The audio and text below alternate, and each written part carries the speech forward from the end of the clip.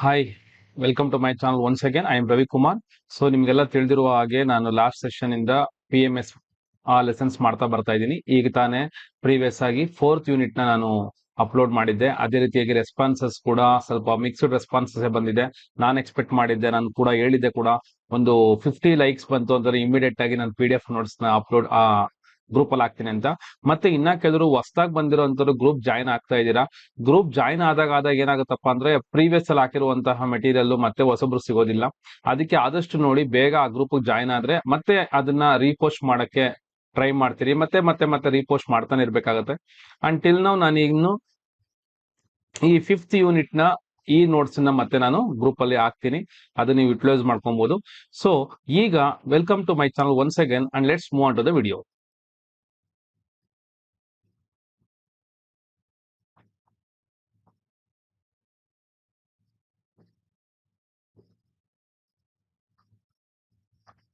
Okay, material ನೋಡಿದ ತಕ್ಷಣ ಭಯ ಬಿಡಕ್ ಹೋಗ್ಬೇಡಿ. ಏನ್ ಸರ್ ಬರ್ತಾ ಬರ್ತಾ ದೊಡ್ಡದಾಗಿ ಸಬ್ಸ್ಕ್ರೈಬ್ ಫಾರ್ ಎಲ್ಲ ಕೊಡಕ್ ಶುರು ಮಾಡ್ಬಿಟ್ರು ಅಂತ.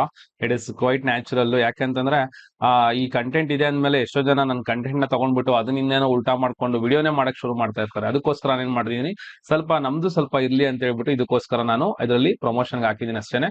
So don't worry about that. ಹಂಗ್ ಹೋಯ್ತು ಅಂದ್ರೆ ಮೇಲೆ ಕೊಟ್ಟೋಗುತ್ತೆ.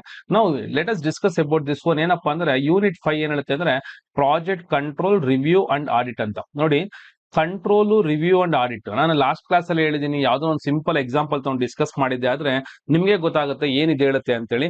Project control, review and audit ಅಂತೇಳಿ ಒಂದು ಪ್ರಾಜೆಕ್ಟ್ ನ ಕಂಟ್ರೋಲ್ ಮಾಡೋದು, ಅದನ್ನ ರಿವ್ಯೂ ಮಾಡೋದು, ಮತ್ತೆ ಅದನ್ನ ಆಡಿಟ್ ಮಾಡುವಂಥದ್ದು. ಕಂಟ್ರೋಲಿಂಗ್ ಹೆಂಗ್ ಮಾಡ್ತೀರಾ? ನಾನು ಲಾಸ್ಟ್ ಕ್ಲಾಸ್ ಅಲ್ಲಿ ಏನೋ ಎಕ್ಸಾಂಪಲ್ ತಗೊಂಡಿದ್ದೆ ಅಂತಂದ್ರೆ ಒಂದು ನಾಮಕರಣದ ಪ್ಲಾನ್ ಮಾಡೋದನ್ನ ಯಾವ ರೀತಿ ಇರುತ್ತೆ, ಅದನ್ನ ಯಾವ ರೀತಿ ಮಾಡೋದು ಅಂತ ಹೇಳಿದೆ. ಇವತ್ತು ಒಂದು ಎಕ್ಸಾಂಪಲ್ ಏನ್ ತಗೋಣ ಅಂತಂದ್ರೆ ವೆರಿ ಸಿಂಪಲ್ ಆಗಿ ಯಾವ್ದು ಎಕ್ಸಾಂಪಲ್ ಅಂತಂದ್ರೆ ಒಂದು ಚಿಕ್ಕದಾಗಿರುವಂತಹ ಪ್ರೀ ನರ್ಸರಿ ಸ್ಕೂಲ್ ನಡೆಸ್ತಾ ಇರುವಂತಹ ಒಂದು ಪ್ರಾಜೆಕ್ಟ್ ಅನ್ನು ತಗೋಣ. ಓಕೆನಾ? ಒಂದು ಪ್ರೀ ನರ್ಸರಿ ನಡೆಸ್ತಾ ಇರುವಂತಹ ಪ್ರಾಜೆಕ್ಟ್ ತಗೊಂಡ್ರೆ ಅದ್ರಲ್ಲಿ ಕಂಟ್ರೋಲ್ ಏನಿರುತ್ತೆ, ರಿವ್ಯೂ ಏನಿರುತ್ತೆ, ಮತ್ತೆ ಆಡಿಟ್ ಏನಿರುತ್ತೆ. Very simple. ಒಂದು ಪ್ರೀ ನರ್ಸರಿ ಸ್ಕೂಲ್ ನ ಶುರು ಮಾಡ್ಬೇಕು ಅಂತಂದ್ರೆ ಅದಕ್ಕೆ ಒಂದು ಪ್ರಾಜೆಕ್ಟ್ ಅಂತ ಕನ್ಸಿಡರ್ ಮಾಡಿದೆ ಆದ್ರೆ ಅದಕ್ಕೆ ಪ್ಲಾನಿಂಗ್ ಇರಬೇಕು.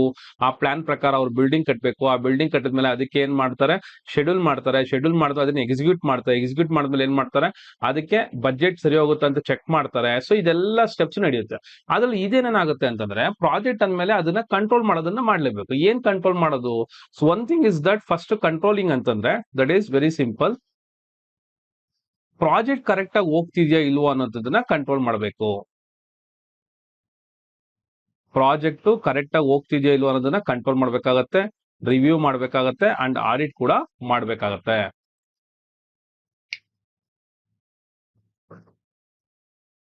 ಸೊ ಆಡಿಟ್ ಕೂಡ ಮಾಡ್ಬೇಕಾಗತ್ತೆ. ಸೊ ಅಂದ್ರೆ ಒಂದು ಕಂಟ್ರೋಲ್ ಮಾಡುವಂತದಂದ್ರೆ ನೀವು ಎಲ್ಲಿ ಬಜೆಟ್ ತಪ್ಪಿ ಬೇರೆ ಕಡೆ ಹೋಗ್ತಾ ಇದೆಯೋ ಅಥವಾ ಪ್ರಾಜೆಕ್ಟ್ ಪ್ಲಾನಿಂಗ್ ಪ್ರಕಾರ ನಡೀತಾ ಇಲ್ವೋ ಅದನ್ನ ನಾವು ಕಂಟ್ರೋಲ್ ಮಾಡುವಂಥದ್ದು. ರಿವ್ಯೂ ಮಾಡೋದು ಅಂತಂದ್ರೆ ಆ ಸಂದರ್ಭಕ್ಕೆ ಸರಿಯಾಗಿ ನಾವೇನ್ ಮಾಡ್ಬೇಕಾಗತ್ತೆ, ರಿವ್ಯೂ ಮಾಡ್ಬೇಕಾಗತ್ತೆ. ಏನ್ ರಿವ್ಯೂ ಅಂದ್ರೆ ಫಾರ್ ಎಕ್ಸಾಂಪಲ್ ಒಂದು ಮೂವಿ ಬಂದಿದೆ, ಆ ಮೂವಿ ಬಗ್ಗೆ ನಾವು ರಿವ್ಯೂ ಮಾಡ್ತೀವಿ. ರಿವ್ಯೂ ಅಂದ್ರೆ ಏನು, ಅದರ ಬಗ್ಗೆ ಚೆನ್ನಾಗಿದೆಯೋ ಇಲ್ವೋ ಅನ್ನೋದು ಹೇಳೋವಂಥದ್ದು. ಇಲ್ಲೂ ಅಷ್ಟೇನೆ ಒಂದು ಪ್ರಾಜೆಕ್ಟ್ ಅದು ಕರೆಕ್ಟ್ ಆಗಿ ನಡೀತಾ ಇದೆಯೋ ಇಲ್ವೋ, ಅಥವಾ ದಾರಿ ತಪ್ಪಿದೆಯೋ, ಅಥವಾ ಬಜೆಟ್ ತಪ್ಪಿದೆಯೋ, ಅಥವಾ ಕೆಲಸಗಾರ ಸರಿಯಾಗಿ ಕೆಲಸ ಮಾಡ್ತಾ ಇಲ್ವೋ, ಅಥವಾ ಹೊರಗಡೆಯಿಂದ ಏನಾದ್ರು ಪ್ರಾಬ್ಲಮ್ಸ್ ಆಗಿದೆಯೋ, ಅಥವಾ ಏನಾದ್ರು ಅಡಚಣೆಗಳಾಗಿದೆಯೋ, ಇದೆಲ್ಲ ಏನಾಗುತ್ತೆ ರಿವ್ಯೂನಲ್ಲಿ ಸೇರ್ಕೊಳ್ಳುತ್ತೆ. ಅಂಡ್ ಆಡಿಟಿಂಗ್ ಅಂದ್ರೆ ಏನು ನಿಮ್ಗೆ ಗೊತ್ತಿದೆ. ಈಗ ನಿಮ್ಮ ಒಂದು ಬ್ಯಾಂಕ್ ಅಕೌಂಟ್ ನ ಆಡಿಟ್ ಮಾಡಬೇಕು ಅಂತ ಹೇಳ್ತಾರೆ. ಏನಕ್ಕೆ ಆಡಿಟ್ ಮಾಡಬೇಕು ಅಂದ್ರೆ ಒಂದು ವರ್ಷದಲ್ಲಿ ನೀವೇನೆಲ್ಲ ಖರ್ಚು ಮಾಡಿದೀರಾ, ಖರ್ಚು ಮಾಡಿರೋದಕ್ಕೆ ಲೆಕ್ಕ ಇದೆಯಾ, ಮತ್ತೆ ಅದರ ವ್ಯವಹಾರ ಯಾವ ರೀತಿ ನಡೀತಾ ಇದೆ, ಅದನ್ನ ಆಡಿಟ್ ಅಂತ ಕರಿತೀರಿ. ಈಗ ಪ್ರೀ ನರ್ಸರಿ ಸ್ಕೂಲ್ ನಡೆಸಬೇಕು ಅಂತಂದ್ರೆ ಆ ಪ್ರಾಜೆಕ್ಟ್ ಗೆ ಅವ್ರೇನ್ ಮಾಡ್ಬೇಕು, ಆಡಿಟ್ ಮಾಡ್ಬೇಕು. ಆಡಿಟ್ ಹೆಂಗೆ, ನಾನು ಅನ್ಕೊಂಡಿದ್ದ ದುಡ್ಡು, ಅದಕ್ಕೆ ಖರ್ಚಾಗಿರೋ ದುಡ್ಡು ಎಕ್ಸೆಸ್ ಏನಾನ ಆಗಿದ್ಯಾ, ಅಥವಾ ಯಾವ್ದಾದ್ರು ಬೇರೆ ಕಡೆಯಿಂದ ದುಡ್ಡು ಹೊರಗಡೆಗೆ ಹೋಗಿದ್ಯಾ, ಅಥವಾ ಯಾವ್ದಾದ್ರು ಹೊರಗಡೆ ದುಡ್ಡು ಹೊರಗಡೆಗೆ ಬಂದಿದ್ಯಾ, ಇದನ್ನೆಲ್ಲ ಏನ್ ಮಾಡ್ತೀರಿ, ಆಡಿಟ್ ಮಾಡ್ತೀರಿ. That is called as what, audit ಅಂತ. ಓಕೆನಾ? So let us move on to the questions. List the use of network techniques. Network ತಂತ್ರದ ಉಪಯೋಗಗಳನ್ನು ಪಟ್ಟಿ ಮಾಡಿ. ಸೊ ಯಾವ ರೀತಿ ಈ ನೆಟ್ವರ್ಕ್ ಟೆಕ್ನಿಕ್ಸ್ ಯಾವ ರೀತಿ ಯೂಸ್ ಆಗುತ್ತೆ ಅದ್ರ ಬಗ್ಗೆ ನಾವೇನ್ ಮಾಡ್ಬೇಕು, ಈಗ ಡಿಸ್ಕಸ್ ಮಾಡಬೇಕು. ಸೊ ನೆಟ್ವರ್ಕ್ ಟೆಕ್ನಿಕ್ ಅನ್ನೋದು ನಿಮ್ಗೆ ಅಲ್ಲಿ ಬೇಸಿಕಲಿ ಗೊತ್ತೇ ಇರುತ್ತೆ, ಅದರಿಂದ ಏನೆಲ್ಲ ಹೆಲ್ಪ್ ಆಗುತ್ತೆ ಅಂತೇಳಿ. ಒಂದು ನೆಟ್ವರ್ಕ್ ಡಯಾಗ್ರಾಮ್ ಬರೆದಾಗ ಅದು ನಮಗೆ ಯಾವ ಕೆಲಸ ಮುಗಿಯುತ್ತೆ, ಅದಕ್ಕೆ ಕರೆಕ್ಟ್ ಆಗಿ ಕಮ್ಯುನಿಕೇಶನ್ ಇದೆಯಾ, ಅಥವಾ ಪ್ರಾಜೆಕ್ಟ್ ಟೈಮ್ ಪ್ರಕಾರ ನಡೀತಾ ಇದೆಯಾ, ಅಥವಾ ಬಜೆಟ್ ಪ್ರಕಾರ ನಡೀತಾ ಇವೆಲ್ಲ ನಾವೇನ್ ಮಾಡಬಹುದು, ನೆಟ್ವರ್ಕ್ ಅಲ್ಲಿ ತಿಳ್ಕೊಬಹುದು. That is what now observe the points. Following are the uses of network techniques to the management project. It indicate indicates the start and finish time of each activity. Very simple ನೋಡಿ, ಇಷ್ಟು ಮಾತ್ರ ಬರೀ ಸಾಕು. It indicates start and finish time of each activity. ಇದೇನು ತೋರಿಸುತ್ತೆ? Starting ಮತ್ತೆ ending of the each ಆಕ್ಟಿವಿಟಿನ ತೋರಿಸುತ್ತೆ. And it helps in better scheduling. Monitoring and control the project activities. ಏನ್ ಮಾಡುತ್ತೆ? It helps in better scheduling, monitoring and controlling. ಒಂದು scheduling correct ಆಗಿ ಹೋಗ್ತಿದ್ಯಾ, ಟೈಮ್ ಪ್ರಕಾರ ಪ್ರಾಜೆಕ್ಟ್ ಮೂವ್ ಆಗ್ತಿದ್ಯಾ, ಮಾನಿಟರ್ ಮಾಡ್ತಾ ಇದ್ದಾರಾ, ಮತ್ತೆ ಕಂಟ್ರೋಲ್ ಮಾಡ್ತಿದ್ದಾರಾ, ಇದೆಲ್ಲ ಏನ್ ಮಾಡುತ್ತೆ? ನೆಟ್ವರ್ಕ್ ಟೆಕ್ನಿಕ್ ನಮಗೆ ಹೆಲ್ಪ್ ಮಾಡುತ್ತೆ. Then it is helps in better execution of the project. ನಾನು ಅವಾಗಲೇ ಹೇಳಿದೆ ನಿಮಗೆ, ಸ್ಟಾರ್ಟಿಂಗ್ ಇಂದ ನೀವು ಈ ಪ್ರಾಜೆಕ್ಟ್ ಮ್ಯಾನೇಜರ್ ಏನೆಲ್ಲ ಓದ್ಕೊಂಡ್ ಬರ್ತಾ ಇದ್ದೀರೋ ಆ ವರ್ಡ್ಸ್ ಎಲ್ಲ ಮತ್ತೆ ಮತ್ತೆ ಬರ್ತಾ ಇರ್ತವೆ. That is better execution of the project ಅಂತ ಹೇಳ್ತೀರಿ. Then these techniques can serve as indicators of bottlenecks ಅಂತ ಹೇಳ್ತೀರಿ. So this helps in identifying the problems. It helps in, ನೋಡಿ ಬೇಕಾದ್ರೆ ನಿಮಗೆ ತೀರಾ ಅರ್ಥ ಆಗದಿರುವಂತ ಪಾಯಿಂಟ್ಸ್ ನ ಬಿಟ್ಬಿಡಿ. Okay, so it helps in identifying the problems which stop the progress of the project as per the plan. ನಮ್ಮ ಪ್ರಾಜೆಕ್ಟ್ ನ ಸ್ಟಾಪ್ ಮಾಡುವಂತ ಯಾವ್ದನ್ನ ಪ್ರಾಬ್ಲಮ್ಸ್ ಇದಾವ, ದಟ್ ಇಸ್ ವಾಟ್ ಐಡೆಂಟಿಫೈ ಮಾಡುತ್ತೆ. ಏನ್ ಐಡೆಂಟಿಫೈ ಮಾಡುತ್ತೆ? Which stop the progress of the project. ನಮ್ಮ project ನ ಸ್ಟಾಪ್ ಮಾಡುವಂಥದ್ದು ಅಂದ್ರೆ ಇಂಪ್ರೂವ್ ಮಾಡಕ್ಕೆ ಅಥವಾ ಮುಂದುವರಿಯಕ್ಕೆ ಸ್ಟಾಪ್ ಮಾಡುವಂತ ಯಾವ್ದನ್ನ ಅಬ್ಸ್ಟೆಕಲ್ಸ್ ಇದೆಯಾ ಅಂತ ನಮಗೆ ಐಡೆಂಟಿಫೈ ಮಾಡಿ ತೋರಿಸುತ್ತೆ. This will show that coordination required. This will show that the coordination required among the designers, contractors, and other members of the project plan. It shows that coordination ಅಂದ್ರೆ ಏನು? ಹೊಂದಾಣಿಕೆ ಇರುವಂಥದ್ದು ಯಾರ್ಯಾರ ನಡುವೆ?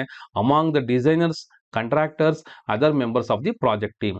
It helps in identifying the critical path. So critical path ಅಂದ್ರೆ ನಮಗೆ ಯಾವಾಗ ಅದು ತೀರಾ ಕೆಲಸ ಆಗ್ತಾ ಇಲ್ಲ ಅನ್ನೋ ಲೆವೆಲ್ ಹೊರಟೋಗ್ಬಿಡುತ್ತೆ, ಅದನ್ನು ಇಂಡಿಕೇಟ್ ಮಾಡುತ್ತೆ. That is called as what? Critical path ಅಂತ ಕರಿತೀರಿ. It helps in identifying the critical task and resources that required to complete the task as per the schedule.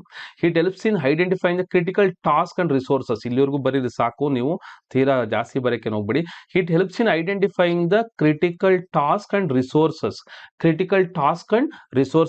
It helps in resource allocation. ನೋಡಿ, ಇದೊಂದು common word. ನೀವು ಇಡೀ entire project management ಅಲ್ಲಿ resource allocation ಅದು ಎಲ್ಲಾ ಕ್ವಶನ್ಗೂ ಉತ್ತರ ಆಗುತ್ತೆ. ಎಲ್ಲಾ ಕ್ವಶನ್ ಅಲ್ಲಿ ಇದೊಂದು ಪಾಯಿಂಟ್ ಬರ್ದ್ಬಿಟ್ರೆ ಆಬ್ವಿಯಸ್ಲಿ ಯಾವ್ದಾನ ಒಂದು ಮಾರ್ಕ್ಸ್ ಕೊಡ್ಲೇಬೇಕಾಗತ್ತೆ. ಎಲ್ಲದರಲ್ಲೂ ಕೂಡ ಈ ಆನ್ಸರ್ ಓಡಾಡ್ತಾನೆ ಇರುತ್ತೆ. That is called resource allocation. ಅಂದ್ರೆ ನಾವು ರಿಸೋರ್ಸಸ್ ನ ಕರೆಕ್ಟ್ ಆಗಿ ಪ್ಲಾನ್ ಮಾಡಿ ಒಂದೊಂದು ಜಾಗಕ್ಕೆ ಇಡುವಂಥದ್ದು. That is called resource allocation ಅಂತ ಕರಿತೀರಿ. ಸಚ್ ಆಸ್ ಲೇಬರ್ಸ್ ಇರ್ಬೋದು ಅಥವಾ ಮಷಿನ್ಸ್ ಇರ್ಬೋದು, ಲೇಬರ್ಸ್ ಅಂಡ್ ಮಷಿನ್ಸ್ ಇರ್ಬೋದು. It helps in finding the impact of crashing on the cost of project. It helps in crashing on the cost of the project. It helps to find the impact of crashing on the cost of the project.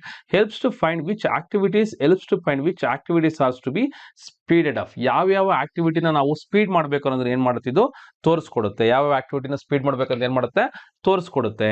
So these are the points about what are the uses of the network techniques. One is that start and finish state ತೋರಿಸುತ್ತೆ, better scheduling, monitoring and controlling, better execution, identify the problems which stop the progress of the project. Project ಮುಂದುವರೆದಕ್ಕೆ stop ಮಾಡುವಂತಹ points ನ ಇದು identify ಮಾಡುತ್ತೆ. It shows that coordination between the designers, contractors and members of project plan. And it also shows that identifying the critical task and resources that are required to complete the task as per the schedule. Resource allocation ಮಾಡುತ್ತೆ. And it is find the impact of crashing the cost of project. So find the impact of crashing on the cost of the project ಮಾಡುತ್ತೆ. Find which activities are to be speeded up. ಯಾವ activities speed ಮಾಡ್ಬೇಕಂತ ಕೂಡ ನಮಗೆ ತೋರಿಸ್ಕೊಡುತ್ತೆ. ಇದೇ ರೀತಿ ಇದು ಕನ್ನಡದಲ್ಲಿ ಹೇಳೋದಾದ್ರೆ ವೆಚ್ಚವನ್ನು ನಿಯಂತ್ರಿಸುವಲ್ಲಿ ಸಹಾಯ ಮಾಡುತ್ತದೆ. ಯೋಜನೆ ಚಟುವಟಿಕೆಗಳ ಉತ್ತಮ ವೇಳಾಪಟ್ಟಿ, ಮೇಲ್ವಿಚಾರಣೆ ಮತ್ತು ನಿಯಂತ್ರಣಕ್ಕೆ ಸಹಾಯ ಮಾಡುತ್ತದೆ. ಇದು ಯೋಜನೆಯನ್ನು ಉತ್ತಮವಾಗಿ ಕಾರ್ಯಗತಗೊಳಿಸಲು ಸಹಾಯ ಮಾಡುತ್ತದೆ. ಇದು ತಂತ್ರಗಳ ಬಾಟಲಿ. ಈ ಬಾಟಲಿ ಅನ್ನೋ ವರ್ಡ್ ನಾನು ಹೇಳಿದೆ ಬೇಡ ಅಂತೇಳಿ, ಇದು ತೆಗೆದಾಕ್ಬಿಡಿ. It is not required. ಓಕೆನಾ? ಸೊ ಯಾಕೋ ಕೆಲವೊಂದು ವರ್ಡ್ ಕನ್ವರ್ಟ್ ಮಾಡಿದಾಗ ಮೀನಿಂಗ್ ಬೇರೆ ಕೊಟ್ಬಿಡುತ್ತೆ. ಅದ್ರ ಬಗ್ಗೆ ನಾವು ತಲೆ ಕೆಡಿಸ್ಕೊಳ್ಳೋದು ಬೇಡ. ಯೋಜನೆಯ ಪ್ರಕಾರ ಯೋಜನೆ ಪ್ರಗತಿ ನಿಲ್ಲಿಸುವ ಸಮಸ್ಯೆಗಳು ಗುರುತಿಸಲು ಸಹಾಯ ಮಾಡುತ್ತದೆ.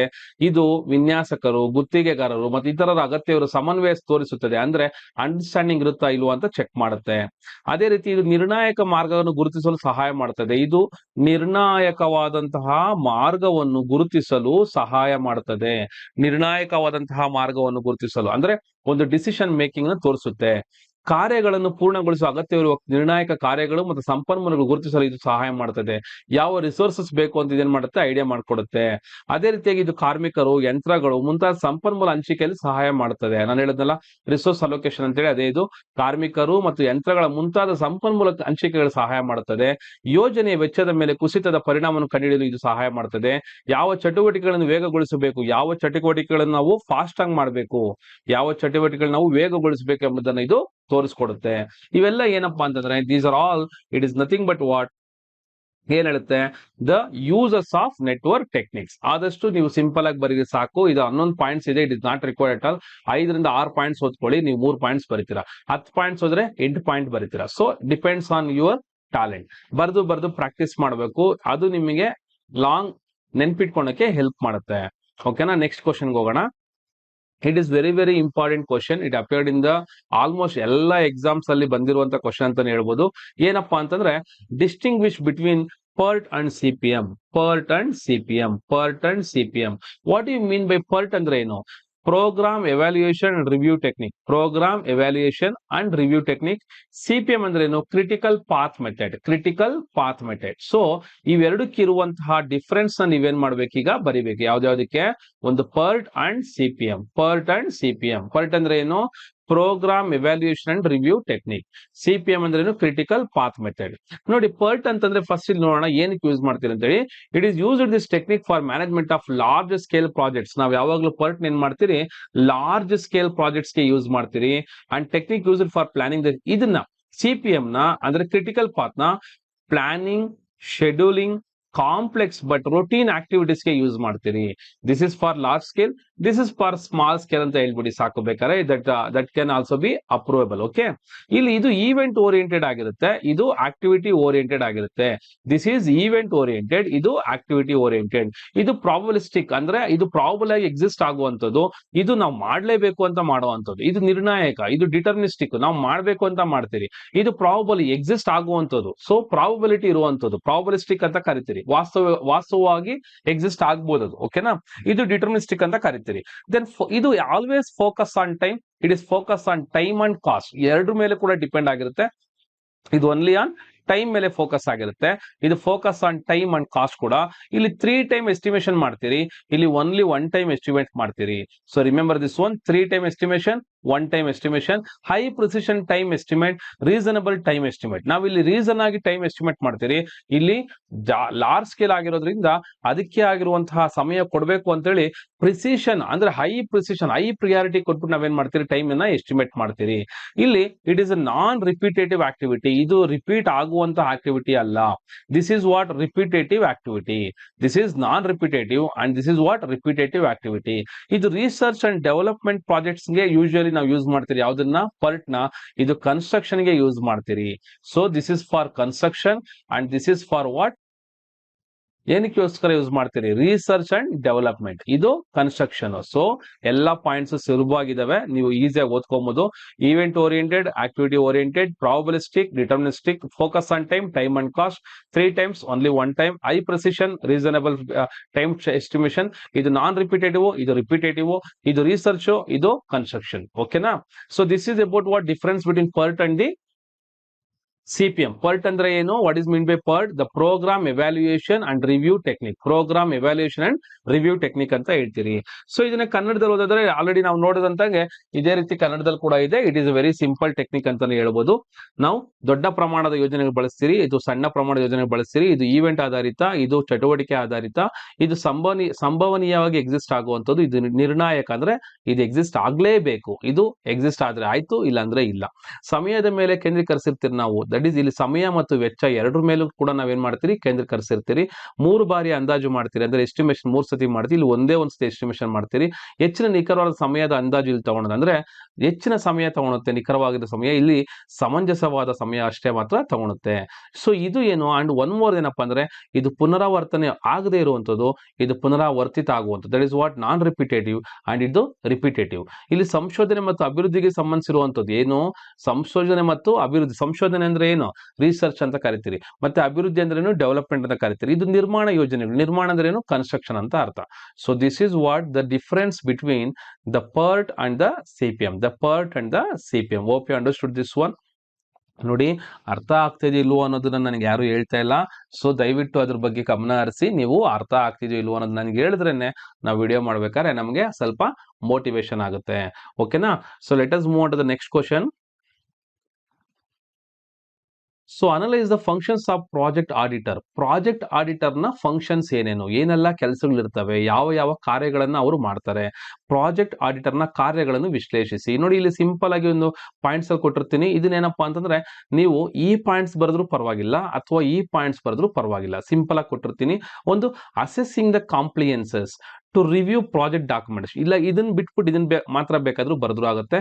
To review the project management. ಅದಕ್ಕೆ ಅವ್ರೇನ್ ಬೇಕು, functions of project auditor. Project auditor ಏನಕ್ಕೆ ಬೇಕು? To review the project documentation. ಒಂದು ಡಾಕ್ಯುಮೆಂಟೇಶನ್ ಮಾಡಲೇಬೇಕು. ಒಂದು ಪ್ರಾಜೆಕ್ಟ್ ಅಂದಾಗ ಒಬ್ಬ ಆಡಿಟರ್ಗೆ ನಾವು ತಗೊಂಡೋಗ್ಬಿಟ್ಟು ಏನ್ ಕೊಡ್ತೀರಿ, ನೋಡಪ್ಪ ನಾವು ಇಷ್ಟು ಕೆಲಸ ಮಾಡ್ತಾ ಇದೀರಿ, ಇಷ್ಟು ಖರ್ಚಾಗುತ್ತೆ ಅಂತ ಹೇಳ್ಬಿಟ್ಟು ಅವ್ನು ಆಡಿಟ್ ಮಾಡಕ್ ಹೇಳ್ತೀರಿ. ಅವಾಗ ಏನಕ್ಕೋಸ್ಕರ ಬೇಕು? ಒಂದು ನಾವು ಪ್ರಿಪೇರ್ ಮಾಡಿರುವಂತ ಡಾಕ್ಯುಮೆಂಟ್ ನೆಲ್ಲ ಅವನೇನ್ ಮಾಡಬೇಕು, ಚೆಕ್ ಮಾಡಬೇಕು. ರಿವ್ಯೂ ಅಂದ್ರೆ ಏನ್ ಮಾಡೋದು? ಚೆಕ್ ಮಾಡೋದು. That is to review the project documentation. Project auditor is required to assess the effectiveness of risk management. risk management ಬಗ್ಗೆ ಅವನು ಯೋಚನೆ ಮಾಡಬೇಕು. including identification, analysis and mitigation strategies. ಇದ್ರ ಬಗ್ಗೆ ಕೂಡ ಅವನು ಥಿಂಕ್ ಮಾಡಬೇಕಾಗುತ್ತೆ. to evaluate project controls such as, ಅವನೇನೆಲ್ಲ ಮಾಡಬೇಕು? to evaluate the project controls. to evaluate ಅಂದ್ರೆ ಅವನು ಕ್ಯಾಲ್ಕುಲೇಟ್ ಮಾಡಬೇಕು. ಏನ ಕ್ಯಾಲ್ಕುಲೇಟ್ ಮಾಡಬೇಕು? Project control such as budget ಬಗ್ಗೆ ಯೋಚನೆ ಮಾಡಬೇಕು, ಶೆಡ್ಯೂಲಿಂಗ್ ಬಗ್ಗೆ ಯೋಚನೆ ಮಾಡಬೇಕು ಅಂಡ್ ಕ್ವಾಲಿಟಿ ಮ್ಯಾನೇಜ್ಮೆಂಟ್ ಕೂಡ ಯೋಚನೆ ಮಾಡಬೇಕು. ದಟ್ ಈಸ್ ವಾಟ್ ಇದನ್ನೆಲ್ಲ ರಿವ್ಯೂ ಪ್ರಾಜೆಕ್ಟ್ ಕಂಟ್ರೋಲ್ಸ್ ಅಂತ ಹಾಕಿದೀನಿ. ನೀವು ಈ ಪಾಯಿಂಟ್ಸ್ ಬರೆದ್ರು ಪರವಾಗಿಲ್ಲ, ಮಾರ್ಕ್ಸ್ ಕೊಡ್ತಾರೆ. ಅಥವಾ ಇಲ್ಲ ಸರ್ ನಾವು ಡೀಟೇಲ್ ಆಗಿ ಬರ್ತೀನಿ ಇದನ್ನ ಬರೀರಿ, ಇಲ್ಲ ಸರ್ ಸಿಂಪಲ್ ಆಗಿ ಬರೀಬೇಕು, ಇದು ಬರೀ ಸಾಕು. Assessing compliances, evaluating risk management, review the project controls ಅದನ್ನ ಮಾಡ್ತಾರೆ. Assessing financial management. To review, ನೋಡಿ ಫೈನಾನ್ಷಿಯಲ್ ಅಂದ್ರೆ ಡೀಟೇಲ್ ಆಗಿ ಇಲ್ಲಿ ಕೊಟ್ಟಿದ್ದೀನಿ. To review financial aspects of the project including budget allocation. Budget allocation ಎಷ್ಟು ಕೊಟ್ಟಿದೆ ಚೆಕ್ ಮಾಡಬೇಕು. Expenditure tracking and financial reporting. ಇದೆಲ್ಲ ಯಾರು ಮಾಡ್ತಾರೆ? Functions of the project auditor. Project auditor ಅನ್ಸ್ಕೊಂಡು ಇವೆಲ್ಲ ಮಾಡಬೇಕಾಗಿ ಬರುತ್ತೆ.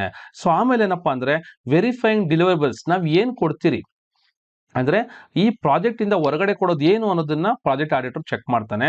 To validate project deliverables against specified requirements and quality standards. Quality standards ಮೇಲೆ ಅವನೇನ್ ಮಾಡ್ತಾನೆ, ಡಿಲಿವರ್ಸ್ ಕೊಡ್ಬೇಕಾ ಬೇಡ ಡಿಸೈಡ್ ಮಾಡ್ತಾನೆ. To validate project deliverables against specified requirements and quality standards. This is called verifying the deliverables. ಯಾವುದನ್ನೆಲ್ಲ ನಾವು ಔಟ್ಪುಟ್ ಕೊಡ್ತೀರಿ ಅಂತ.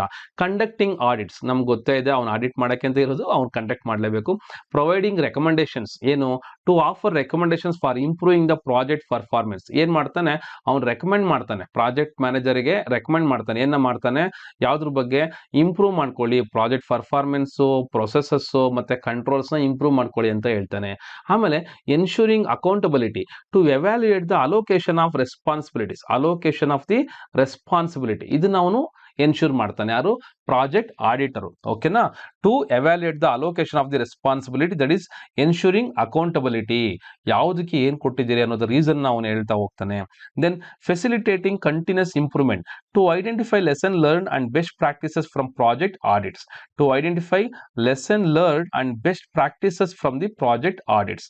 ಅವನೇನ್ ಮಾಡ್ತಾನೆ? ಫೆಸಿಲಿಟೇಟ್ ಮಾಡ್ತಾನೆ. ಯಾವ್ದನ್ನ? ಕಂಟಿನ್ಯೂಸ್ ಆಗಿ ಇಂಪ್ರೂವ್ಮೆಂಟ್ ಆಗ್ತಾ ಇರೋದನ್ನ ಚೆಕ್ ಮಾಡ್ತಾ ಹೋಗ್ತಾನೆ. ದೆನ್ ಕಮ್ಯುನಿಕೇಟ್ ಮಾಡ್ತಾನೆ. ವೆರಿ ಇಂಪಾರ್ಟೆಂಟ್ ಥಿಂಗ್ ಏನು? Communicating audit findings. To communicate audit findings, observations and recommendations. ಇವೆಲ್ಲ ಯಾರು ಮಾಡೋದು? ಪ್ರಾಜೆಕ್ಟ್ ಆಡಿಟರ್ ಮಾಡ್ತಾರೆ. These are all the very very important points ಅಂತಾನೆ ಹೇಳ್ಬೋದು. So these are the points that is about what. ನೋಡಿ, ಇದು exam ಅಲ್ಲಿ ಕೇಳಿಲ್ಲ, ಇಲ್ಲಿವರೆಗೂ ಕೇಳುವಂತ ಚಾನ್ಸಸ್ ಇರುತ್ತೆ. Project auditor, functions of project auditor, ಯಾವ ಕೆಲಸ ನೀವು ಬೇಕಾದ್ರೆ ಡೈರೆಕ್ಟ್ ಆಗಿ ಬರೀ. ಫಂಕ್ಷನ್ ಒಂದು, ಈಗ ನಾನು ಹೇಳಿದೆ, ಒಂದು ಪ್ರೀ ನರ್ಸರಿ ಸ್ಕೂಲ್ ನಡೆಸ್ತಾ ಇರ್ತೀರಿ, ನಾವು ಅದ್ರ ಬಗ್ಗೆ ತಗೊಂಡೋಗಿ ಏನ್ ಮಾಡ್ತೀರಿ? ಆಡಿಟರ್ಗೆ ಕೊಡ್ತೀರಿ. ನೋಡಿ ಸರ್ ಈ ತರ ಇದೆ ಅಂತ. ಫಸ್ಟ್ ಡಾಕ್ಯುಮೆಂಟೇಶನ್ ಚೆಕ್ ಮಾಡಕ್ಕೆ ಅವನು ಬೇಕು. ಡಾಕ್ಯುಮೆಂಟೇಶನ್ ಮಾಡಿದ್ಮೇಲೆ ಬಜೆಟ್ ಕರೆಕ್ಟ್ ಆಗಿದೆ ಚೆಕ್ ಮಾಡಕ್ ಬೇಕು. ಬಜೆಟ್ ಆದ್ಮೇಲೆ ಟೈಮ್ ಕರೆಕ್ಟ್ ಆಗಿ ಶೆಡ್ಯೂಲ್ ಪ್ರಕಾರ ಹೋಗ್ತಿದೆ ಚೆಕ್ ಮಾಡಕ್ಕೆ ಅವನು ಅವಾಗವಾಗ ಟ್ರ್ಯಾಕ್ ಮಾಡ್ತಾ ಇರ್ತಾನೆ. ಮತ್ತೆ ಕಮ್ಯುನಿಕೇಟ್ ಮಾಡ್ತಾನೆ, ಯಾವ ರೀತಿಯಾದ ಕೆಲಸ ನಡೀತದೆ ಕಮ್ಯುನಿಕೇಟ್ ಮಾಡ್ತಾನೆ. ಇವೆಲ್ಲ ನೀವು ಓನ್ ಆಗಿ ಕೂಡ ನೀವು ಬರೆಯುವಂತ ಆನ್ಸರ್ಸ್ ಅಂತಾನೆ ಹೇಳ್ಬೋದು. That is what analyse the functions of project auditor. So very simple answer ಇದು.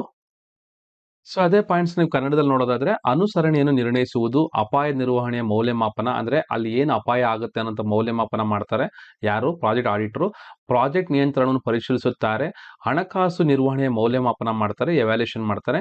ವಿತರಣೆಗಳನ್ನು ಪರಿಶೀಲಿಸುತ್ತಾರೆ ಮತ್ತು ಆಡಿಟ್ ನಡೆಯುವುದು, ಶಿಫಾರಸುಗಳನ್ನು ಒದಗಿಸುವುದು, ಹೊಣೆಗಾರಿಕೆಯನ್ನು ಖಾತರಿಪಡಿಸುವುದು, ನಿರಂತರ ಸುಧಾರಣೆ ಸುಗಮಗೊಳಿಸುವುದು, ಆಡಿಟ್ ಸಂಶೋಧನೆಗಳನ್ನು ಸಂವಹನ ಮಾಡುವುದು, ಇವೆಲ್ಲ ಏನಾಗಿರ್ತವೆ, ಒಬ್ಬ ಪ್ರಾಜೆಕ್ಟ್ ಆಡಿಟರ್ನ ಫಂಕ್ಷನ್ಸ್ ಆಗಿರ್ತವೆ. ಸೊ ಇದನ್ನ ನೀವು ಪಕ್ಕದಲ್ಲಿರುವಂಥ ಪಾಯಿಂಟ್ಸ್ ನಿಧಾನಕ್ಕೆ ಓದ್ಕೊಳ್ಳಿ, ನಿಮಗೆ ಈಸಿಯಾಗಿ ಅರ್ಥ ಆಗುತ್ತೆ. ನಾನು ಆಗಲೇ ಹೇಳ್ದಂಗೆ ಒಂದು ಎಕ್ಸಾಂಪಲ್, ಒಂದು ಪ್ರೀ ನರ್ಸರಿ ಸ್ಕೂಲ್ಗೆ ಯಾವ ರೀತಿಯಾಗಿ ನಾವು ಪ್ರಾಜೆಕ್ಟ್ ಆಡಿಟರ್ ತಗೊಂಡೋಗಿ ಕೊಟ್ಟಾಗ ಅವ್ರು ಏನೆಲ್ಲ ಚೆಕ್ ಮಾಡ್ತಾರೆ ಅಂತ ಇಮೇಜ್ ಮಾಡಿಕೊಂಡು ನೀವು ಅದೇ ತರ ಬಂದಾಗ ನೀವು ಈ ಆನ್ಸರ್ಸ್ನ ಬರೀರಿ. ಓಕೆನಾ? Let's move on to the next question.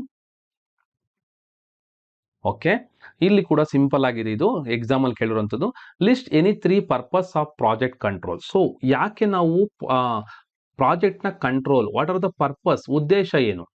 So which are the 3 purpose of project control ಯಾವುದು? ನೋಡಿ, ಇಲ್ಲಿ 2-3 ರೀತಿ ಅಂತ ಆನ್ಸರ್ ಕೊಟ್ಟಿದ್ದೀನಿ. ಸಿಂಪಲ್ ಆಗಿರೋ ಆನ್ಸರ್ ಕೂಡ ಇದೆ, ಅಥವಾ ನೀವು ಬೇಕಾದ್ರೆ ಈ ಪಾಯಿಂಟ್ಸ್ ಬರೀಬಹುದು, ಇಲ್ಲ ಈ ಪಾಯಿಂಟ್ಸ್ ಕೂಡ ಬರೀಬಹುದು. ನೋಡಿ, ಇಲ್ಲಿ ಏನಪ್ಪಾ ಅಂದ್ರೆ ಎಕ್ಸ್ಪ್ಲೇನ್ ಅಂತ ಕೊಟ್ಟಾಗ ನಾವು ಡೀಟೇಲ್ ಆಗಿ ಬರೀಬೇಕಾಗುತ್ತೆ, ಲಿಸ್ಟ್ ಅಂತ ಕೊಟ್ಟಾಗ ಕಡಿಮೆ ಬರೆದ್ರೆ ಸಾಕು.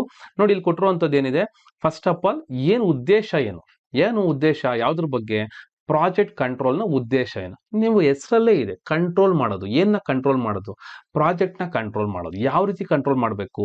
ಅಲ್ಲಿ ನಡೀತಾ ಇರುವಂತ ಕೆಲಸನ ಅಬ್ಸರ್ವ್ ಮಾಡಬೇಕು, ಅಬ್ಸರ್ವೇಷನ್ ಮಾಡಬೇಕು, ಮ್ಯಾನೇಜರ್ ಮತ್ತೆ ಲೇಬರ್ಸ್ ಇದೆ ಸರಿಯಾದ ಸಂಬಂಧ ಇದೆ ಚೆಕ್ ಮಾಡಬೇಕು, ಅಥವಾ ಅಲ್ಲಿ ಬಜೆಟ್ ಕರೆಕ್ಟ್ ಇದೆ ಚೆಕ್ ಮಾಡಬೇಕು, ಶೆಡ್ಯೂಲಿಂಗ್ ಕರೆಕ್ಟ್ ಇದೆ ಚೆಕ್ ಮಾಡಬೇಕು. ಇದೆಲ್ಲ ಕಂಟ್ರೋಲ್ ಮಾಡುವಂಥದ್ದು. ನೀವು ಎಲ್ಲಾನು ಕಂಟ್ರೋಲ್, ಇವಾಗ ನೋಡಿ, ಒಬ್ಬರನ್ನ ಒಂದು 10 ಜನ ಕೆಲಸಕ್ಕೆ ಕರೆದಿರ್ತಾರೆ ಗಾರೆ ಕೆಲಸಕ್ಕೆ, ಅಲ್ಲಿ ನೀವು ಕಂಟ್ರೋಲಿಂಗ್ ಇಲ್ಲ ಅಂತಂದ್ರೆ ಅವ್ರ ಪಾಡ್ಗೆ ಅವ್ರು ಏನ್ ಮಾಡ್ತಾರೆ, ಕೆಲಸ ಮಾಡೋದೇ ಇಲ್ಲ. ಅದನ್ನ ಏನ್ ಮಾಡ್ಬೇಕು, ನೀವು ಕಂಟ್ರೋಲ್ ಮಾಡ್ಬೇಕು. ನೋಡಪ್ಪ, ಆ ಕೆಲಸ ಮಾಡ್ಬೇಕು, ಈ ಕೆಲಸ ಮಾಡ್ತಾ ಇರ್ಬೇಕು, ಸುಮ್ನೆ ಕುತ್ಕೊಂಬಾರ್ದು, ಎದ್ದೇಳ್ಬೇಕು. ಇದನ್ನೆಲ್ಲ ನೀವು ಹೇಳ್ತಾ ಇದ್ರೇನೆ ಕೆಲಸ ಫಾಸ್ಟ್ ಆಗಿ ನಡೆಯುತ್ತೆ. ಅದಕ್ಕೋಸ್ಕರ ನಾವು ಹೇಳುವಂಥದ್ದು, what are the 3 purpose of project control. ಯಾವ ಉದ್ದೇಶ ಏನು? To control the progress of the activities. ನೋಡಿ, ವೆರಿ ಫಸ್ಟ್ ನೀವು ಕೆಲಸ ಕರ್ಕೊಂಡ್ ಬಂದಾಗ ಕೆಲಸ ಆಗ್ತಿದೆಯಲ್ಲ ಚೆಕ್ ಮಾಡ್ಬೇಕಲ್ಲ. To control the progress of the activities, to control the performance of project activities. Activities performance ಹೆಂಗ್ ನಡೀತಾ ಇದೆ, ಚೆನ್ನಾಗಿದೆಯೋ ಚೆನ್ನಾಗಿಲ್ವೋ, ಕೆಲಸ ಚೆನ್ನಾಗಿ ನಡೀತಾ ಇದೆಯೋ ಚೆನ್ನಾಗಿ ನಡೀತಾ, that is what performance.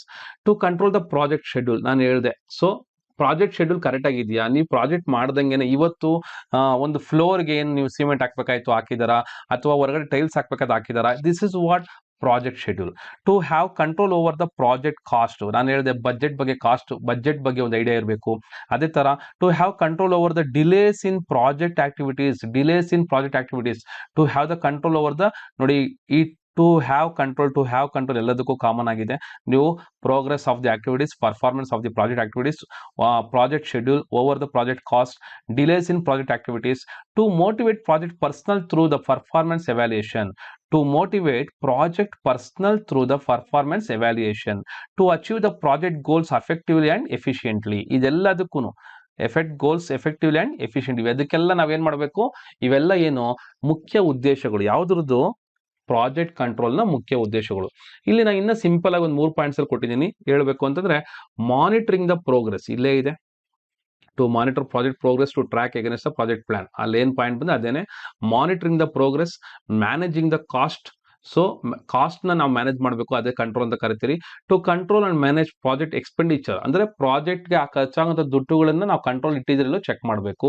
Ensuring that schedule adherence, ಏನಿದು, to ensure that project stays on track and meets the plan time lines, ಅಂದ್ರೆ ನಾವು ಅನ್ಕೊಂಡಂಗೆ ಟ್ರ್ಯಾಕ್ ಅಲ್ಲೇ ನಡೀತಾ ಇದೆಯಾ, ನಾವು ಅನ್ಕೊಂಡಿದ್ ಕೆಲಸನೇ ಆಗ್ತಾ ಇದೆಯಾ, ಅಥವಾ ಕೆಲಸ ಸ್ಟಾಪ್ ಆಗಿದೆಯಾ, ಫಾಸ್ಟ್ ಆಗಿದೆಯಾ, ಸ್ಲೋ ಆಗಿದೆಯಾ, ಇದು to ensure that project stays on track and meets the plan time lines. ನೆನ್ಪಿಟ್ಕೊಳ್ಳಿ, to monitor project progress to track against project plan, to control and manage the project expenditures, to ensure the project stays. So ಈ point ಸಾಕು, monitoring progress, managing cost and ensuring the scheduled ಅಡರೆನ್ಸಸ್.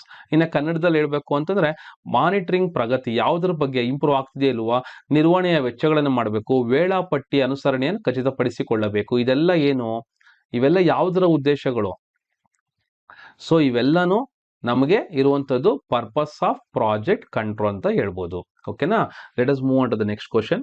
ನೀವು ಅನ್ಕೊಂತಾ ಇರ್ಬೋದು sir ಪ್ರತಿ ಪೇಜಲ್ಲಿ ಹಾಕಿದ್ದಾರೆ ಅಂತೇಳಿ, ಆದರೂ ಕೂಡ ಇನ್ನೊಂದ್ಸತಿ ಹೇಳ್ತಾ ಇದ್ದೀನಿ, ಸಬ್ಸ್ಕ್ರೈಬ್ ಮಾಡೋದು ಮರಿಬೇಡಿ. ನೋಡಿ ಆದಷ್ಟು ನಿಮಗೆ ಇಷ್ಟ ಆದರೆ ಮಾತ್ರನೇ ಲೈಕ್ ಮಾಡಿ, ತೊಂದರೆ ಇಲ್ಲ. ಇನ್ನೊಬ್ಬರಿಗೆ ಶೇರ್ ಮಾಡಿ, ಆದಷ್ಟು ವಿಡಿಯೋನ ಬೇರೆಯವರಿಗೆ ತಲುಪಿಸಿ. ಯಾಕೆ ಅಂತಂದರೆ ಅವ್ರಿಗೂ ಕೂಡ ಅವರು ಬೇಗ ಎಕ್ಸಾಮಲ್ಲಿ ಪಾಸ್ ಆಗೋಕ್ಕೆ ಹೆಲ್ಪ್ ಆಗುತ್ತೆ. ಓಕೆನಾ? ನೆಕ್ಸ್ಟ್ ಕ್ವಶನ್ ನೋಡೋಣ. List any 4 objectives of project review.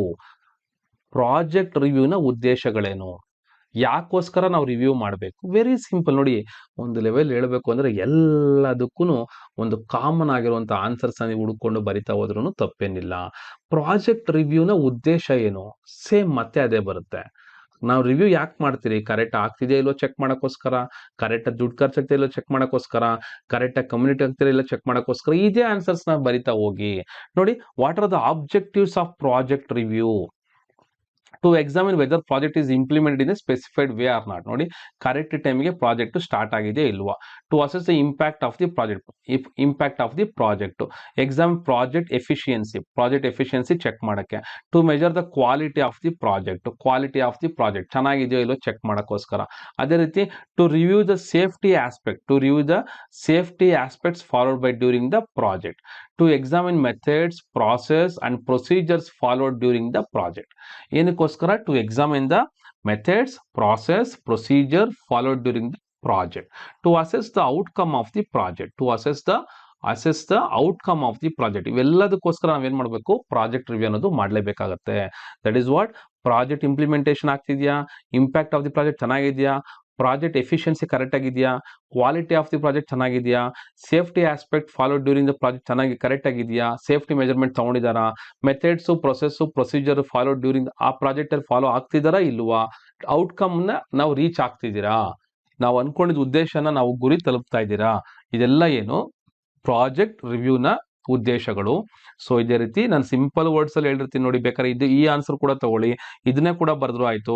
Assess project performance, identify lesson learn, improve project process, enhances future project success. ಇವೆಲ್ಲ ಏನ್ ಮಾಡುತ್ತೆ? ನಮಗೆ ರಿವ್ಯೂ ಹೆಲ್ಪ್ ಮಾಡುತ್ತೆ. ಏನಕ್ಕೆ? ಇವನ್ನ ಕಂಪ್ಲೀಟ್ ಇದೇ ಪಾಯಿಂಟ್ಸ್ ಇಲ್ಲೂ ಕೂಡ ಇರ್ತವೆ. To evaluate overall performance, to identify and document lessons learn throughout the project life cycle, to identify areas for process improvement and implementing necessary changes. ಎಲ್ಲಿ changes ಬೇಕೋ ಅಲ್ಲಿ ಚೇಂಜಸ್ ಮಾಡಬಹುದು ಅನ್ನೋದನ್ನ ಇಲ್ಲಿ ತೋರಿಸುತ್ತೆ. To apply insights gain from the review to improve the future project outcomes. ಓಕೆನಾ? ಇವೆಲ್ಲ ಏನು ಉದ್ದೇಶಗಳು? ಯಾವುದರ ಉದ್ದೇಶಗಳು? ಪ್ರಾಜೆಕ್ಟ್ ರಿವ್ಯೂ ಮಾಡೋದ್ರ ಉದ್ದೇಶಗಳು. ಅಂದ್ರೆ ನೋಡಿ, ಇಲ್ಲಿ ಕನ್ನಡದಲ್ಲಿ ಕೂಡ ಇದೆ. ಯೋಜನೆಯ ಕಾರ್ಯಕ್ಷಮತೆಯನ್ನು ಮೌಲ್ಯಮಾಪನ ಮಾಡುತ್ತದೆ, ಕಲಿತ ಪಾಠಗಳನ್ನು ಗುರುತಿಸುತ್ತದೆ, ಪ್ರಾಜೆಕ್ಟ್ ಪ್ರಕ್ರಿಯೆಗಳನ್ನು ಸುಧಾರಿಸುತ್ತದೆ, ಭವಿಷ್ಯದ ಯೋಜನೆಯನ್ನು ಯಶಸ್ಸನ್ನು ಹೆಚ್ಚಿಸುತ್ತದೆ. ಅಂದ್ರೆ ವ್ಯಾಖ್ಯಾನಿಸಲಾದ ಮೆಟ್ರಿಕ್ನ ವಿರುದ್ಧದ ಯೋಜನೆಯ ಒಟ್ಟಾರೆ ಕಾರ್ಯಕ್ಷಮತೆಯನ್ನು ಮೌಲ್ಯಮಾಪನ ಮಾಡುತ್ತದೆ. ಯೋಜನೆಯ ಜೀವನ ಚಕ್ರ ಉದ್ದಕ್ಕೂ ಕಲಿತ ಪಾಠಗಳು ಗುರುತಿಸಿ ಮತ್ತು ದಾಖಲಿಸುತ್ತದೆ. ಪ್ರಕ್ರಿಯೆಯ ಸುಧಾರಣೆಯ ಪ್ರದೇಶಗಳು ಗುರುತಿಸಿ, ಯಾವ ಕೆಲಸಗಳು ಆಗ್ತಿವೆ ಅಂತ ಗುರುತಿಸಿ ಮತ್ತು ಅಗತ್ಯ ಬದಲಾವಣೆಗಳು, ಅದಕ್ಕೆ ಬೇಕಾಗಿರುವಂತಹ ಚೇಂಜಸ್ನ ಕೂಡ ಇದು ಮಾಡುತ್ತೆ. ಭವಿಷ್ಯ ಯೋಜನೆಯ ಫಲಿತಾಂಶಗಳು ಸುಧಾರಿಸಲು ವಿಮರ್ಶೆಯಿಂದ ಪಡೆದ ಒಳನೋಟಗಳನ್ನು ಅನ್ವಯಿಸುತ್ತದೆ. ಸೊ ಇದು ಏನು the very important points of project ರಿವ್ಯೂನ ಉದ್ದೇಶಗಳು. ಈಗ ನೆಕ್ಸ್ಟ್ ಪಾಯಿಂಟ್ಗೆ ಹೋಗೋಣ. Explain the initial review in the project. ಅಂದ್ರೆ ಸ್ಟಾರ್ಟಿಂಗ್ ಅಲ್ಲೇ ನಾವೇನ್ ರಿವ್ಯೂ ಮಾಡಬೇಕು? ಅಂದ್ರೆ ಪ್ರಾಜೆಕ್ಟ್ ಇನ್ನ ಸ್ಟಾರ್ಟ್ ಆಗೇ ಇಲ್ಲ, ಅದಕ್ಕೆ ಮುಂಚೆ ನಾವೇನೆಲ್ಲ ರಿವ್ಯೂಸ್ ಮಾಡಬೇಕು ಅಂತ ಕ್ವಶನ್ ಇದು.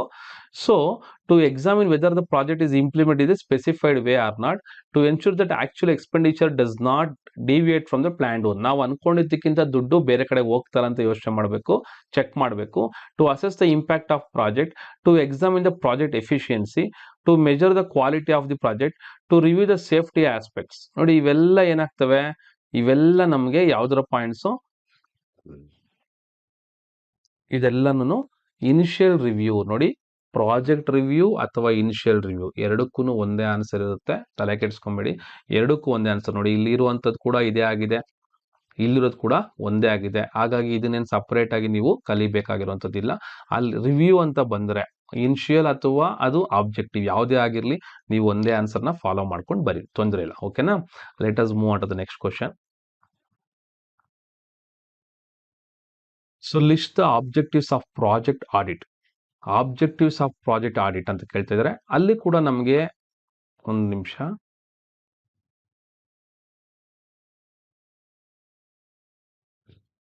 ಇದು ಆಬ್ಜೆಕ್ಟಿವ್ಸ್ ಆಫ್ ಪ್ರಾಜೆಕ್ಟ್ ರಿವ್ಯೂ ಬಂದಿತ್ತು.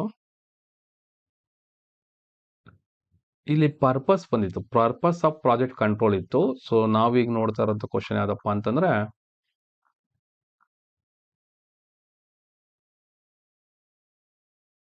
So list the objectives. Project audit ಮಾಡಿದ್ರೆ ಉದ್ದೇಶ ಏನು ಅಂತ ನೋಡ್ಬೇಕಾಗತ್ತೆ. ಸೊ ಏನಕ್ಕೆಲ್ಲ ಇದಕ್ಕೆ ಉದ್ದೇಶಪ್ಪ ಅಂದ್ರೆ, ಒಂದು ಎವ್ಯಾಲ್ಯೂಯೇಟ್ ದ ಪ್ರಾಜೆಕ್ಟ್ ಪರ್ಫಾರ್ಮೆನ್ಸ್, ಒಂದು ಎವ್ಯಾಲ್ಯೂಯೇಟ್ ಮಾಡುತ್ತೆ ಪ್ರಾಜೆಕ್ಟ್ ಪರ್ಫಾರ್ಮೆನ್ಸ್ ಚೆನ್ನಾಗಿರುತ್ತೆ ಎವ್ಯಾಲ್ಯೂಯೇಟ್ ಮಾಡೋಕ್ಕೆ. Identify areas for implementation, assess compliance and governance, validate the project controls, provide independence assurances ಕೊಡುತ್ತೆ. ಅದೇ ರೀತಿಯಾಗಿ ಫೆಲಿಸಿಟೇಟ್ ದ ಲೆಸನ್ ಲರ್ನ್, ಏನ್ ಕಲ್ತಿದ್ರು ಅದನ್ನ ನಾವು ಅಲ್ಲಿ ಇಂಪ್ಲಿಮೆಂಟ್ ಮಾಡ್ತೀರಿ. ಎನ್ಹಾನ್ಸ್ ಸ್ಟೇಕ್ ಹೋಲ್ಡರ್ ಕಮ್ಯುನಿಕೇಶನ್, ಅವ್ರ ಸ್ಟೇಕ್ ಹೋಲ್ಡರ್ಸ್ ಯಾರು ಇರ್ತಾರೋ ಅವ್ರ ಕಮ್ಯುನಿಕೇಶನ್ ಚೆನ್ನಾಗಿ ಬೆಳೆಯುತ್ತೆ. ಮಿಟಿಗೇಟ್ಸ್ ದ ರಿಸ್ಕ್, ಅಂದ್ರೆ identify and mitigate project risk by ಎವ್ಯಾಲ್ಯೂಯೇಟಿಂಗ್ risk management practices and controls. ನಾವೇನ್ ಮಾಡ್ತೀರಿ, ಏನೆಲ್ಲ ರಿಸ್ಕ್ ಬರುವುದನ್ನ ಅಬ್ಸರ್ವ್ ಮಾಡ್ಬಿಟ್ಟು ಅದನ್ನ ನಾವು ಕಂಟ್ರೋಲ್ ಮಾಡಕ್ಕೆ ಟ್ರೈ ಮಾಡ್ತೀರಿ. That is what mitigation of the risk. Then validation of deliverables, so ನಾವು ವ್ಯಾಲಿಡೇಟ್ ಮಾಡ್ತೀರಿ. Then promote the accountability. So these are, ಇದು ಕೂಡ ಅಷ್ಟೇನೆ ಸೇಮ್ ಥಿಂಗು, ನಾವು ಆಲ್ರೆಡಿ ಡಿಸ್ಕಸ್ ಮಾಡಿರುವಂತ question. List the objectives of the project audit. So ಇದರಲ್ಲೇ ನಾವು repeat ಆಗಿರುವಂತ ಕ್ವಶನ್ಸ್ ನೋಡ್ತಾ ಇದ್ದೀರಿ, ನೀವು ಅಬ್ಸರ್ವ್ ಮಾಡಿ.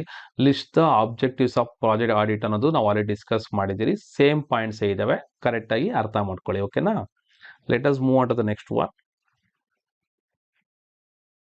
Analyze the steps in project audit program or explain the project audit program. Explain the project audit program ಅಥವಾ analyze the steps in project audit program.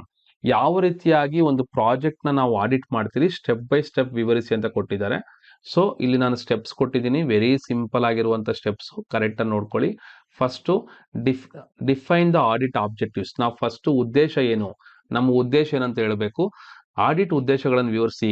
ನೋಡಿ, ಇಲ್ಲಿ ನಾನು ಕೊಟ್ಟಿರೋದನ್ನೇ ಇಲ್ಲಿ ನಾನು ಕನ್ನಡದಲ್ಲಿ ಕೊಟ್ಟಿದ್ದೀನಿ. ಸೊ ನಿಮ್ಗೆ ಈಸಿ ಆಗಲಿ ಅಂತೇಳಿ, ನಿಮ್ಗೆ ಕನ್ಫ್ಯೂಸ್ ಆಗಂಗಿದ್ರೆ ಒಂದು ಮಾತ್ರ ಓದ್ಕೊಳ್ಳಿ, ನಾನು PDF ನ ಶೇರ್ ಮಾಡ್ತೀನಿ. ಸೊ ಆ PDF ಇಂದ ನೀವೇನ್ ಮಾಡ್ಬೋದಪ್ಪ ಅಂತಂದ್ರೆ, ಈಸಿಯಾಗಿ ನೀವು ಇದನ್ನ ಇಂಗ್ಲಿಷ್ ಬೇಕಾದ್ರೆ ಇಂಗ್ಲಿಷಲ್ಲಿ, ಕನ್ನಡದಲ್ಲಿ ಬೇಕಾದ್ರೆ ಕನ್ನಡದಲ್ಲಿ ಓದ್ಕೊಬಹುದು. ಸೊ ಏನೆಲ್ಲ ಸ್ಟೆಪ್ಸ್ ಇದೆ ನೋಡಿ ಇಲ್ಲಿ. ಡಿಫೈನ್ ಆಡಿಟ್, ಫಸ್ಟ್ ನಾವು ಉದ್ದೇಶನ ಹೇಳ್ಬೇಕು. Define audit object, develop audit plan, ಅದಕ್ಕೆ ಸಂಬಂಧಿಸಿದಂಗೆ ನಾವು ಆಡಿಟ್ ಪ್ಲಾನ್ ನ ಪ್ಲಾನ್ ಮಾಡಬೇಕು.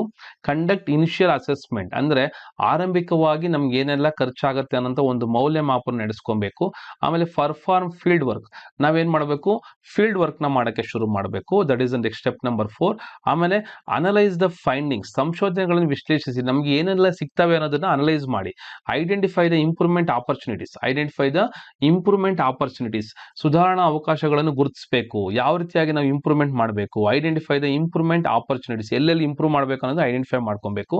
Next develop the recommendations, prepare audit report, ನಾವೇನ್ ಮಾಡಬೇಕು, ಇದೆಲ್ಲ ಆದ್ಮೇಲೆ ಸ್ಟೆಪ್ ನಂಬರ್ 8 ಅಲ್ಲಿ ಆಡಿಟ್ ರಿಪೋರ್ಟ್ ನ ಮಾಡಬೇಕು. ಕಮ್ಯುನಿಕೇಟ್ ಆಡಿಟ್ ರಿಸಲ್ಟ್ ಬಂದ್ಮೇಲೆ ಕಮ್ಯುನಿಕೇಟ್ ಮಾಡಬೇಕು. ಯಾರ ಜೊತೆಲಿ, ನಾವು ಪ್ರಾಜೆಕ್ಟ್ ಮ್ಯಾನೇಜರ್ ಇರ್ಬೋದು ಅಥವಾ ಪ್ರಾಜೆಕ್ಟ್ ನ ಮಾಡುವಂತವ್ರು ಇರ್ಬೋದು, ಅವ್ರ ಜೊತೆ ಕುತ್ಕೊಂಡು ಏನ್ ಮಾಡ್ಬೇಕಾಗತ್ತೆ, ಕಮ್ಯುನಿಕೇಟ್ ಮಾಡ್ಬೇಕಾಗತ್ತೆ. ಮಾನಿಟರ್ ದ ಇಂಪ್ಲಿಮೆಂಟೇಷನ್ ನ ಮಾನಿಟರ್ ಮಾಡೋಣ. Then last step, follow up the audit ನ ಫಾಲೋ ಅಪ್ ಮಾಡ್ತಾ ಹೋಗ್ತಾ ಇರಬೇಕು. ಸೊ ಇವೆಲ್ಲ ಏನಪ್ಪಾ ಅಂತಂದ್ರೆ very simple. That is what the main steps involving the project audit program. So remember this one. ಯಾವ್ದು ಆಡಿಟ್ ಉದ್ದೇಶ ವಿವರಿಸೋದು, ಯೋಜನೆ ಅಭಿವೃದ್ಧಿಪಡಿಸೋದು, ಮೌಲ್ಯಮಾಪನ ನಡೆಸೋದು, ಕ್ಷೇತ್ರ ಕಾರ್ಯವನ್ನು ನಿರ್ವಹಿಸೋದು, ಸಂಶೋಧನೆಗಳನ್ನು ವಿಶ್ಲೇಷಿಸೋದು, ಸುಧಾರಣಾ ಅವಕಾಶ ಗುರುತಿಸೋದು, ಶಿಫಾರಸನ್ನು ಅಭಿವೃದ್ಧಿಪಡಿಸೋದು, ಆಡಿಟ್ ವರದಿ ತಯಾರಿಸೋದು, ಆಡಿಟ್ ಫಲಿತಾಂಶವನ್ನು ಸಂವಹನ ಮಾಡೋದು, ಅನುಷ್ಠಾನವನ್ನು ಮೇಲ್ವಿಚಾರಣೆ ಮಾಡೋದು, ಮತ್ತೆ ಆಡಿಟ್ ನ ಫಾಲೋ ಮಾಡ್ತಾ ಹೋಗ್ತಾ ಇರೋದು. ಸೊ ಫಾಲೋ ಅಪ್ ಅಂದ್ರೆ ಏನು, ನಡೀತಿದೆಯಾ ಇಲ್ವ ಅಂತ ಚೆಕ್ ಮಾಡ್ತಾ ಹೋಗೋದು. ದಟ್ ಈಸ್ ಏನಂತ ಕರೀತಾರೆ, ಫಾಲೋ ಅಪ್ ಅಂತ ಕರೀತಾರೆ. ಸೊ ಇಲ್ಲಿ important question, explain 2 ways of conducting performance evaluation.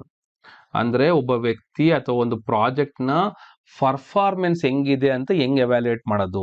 So ಇಲ್ಲಿ 2 ತರವಾದಂತಹ ಪರ್ಫಾರ್ಮೆನ್ಸ್ ಎವ್ಯಾಲ್ಯೂಯೇಷನ್ ಬರುತ್ತೆ.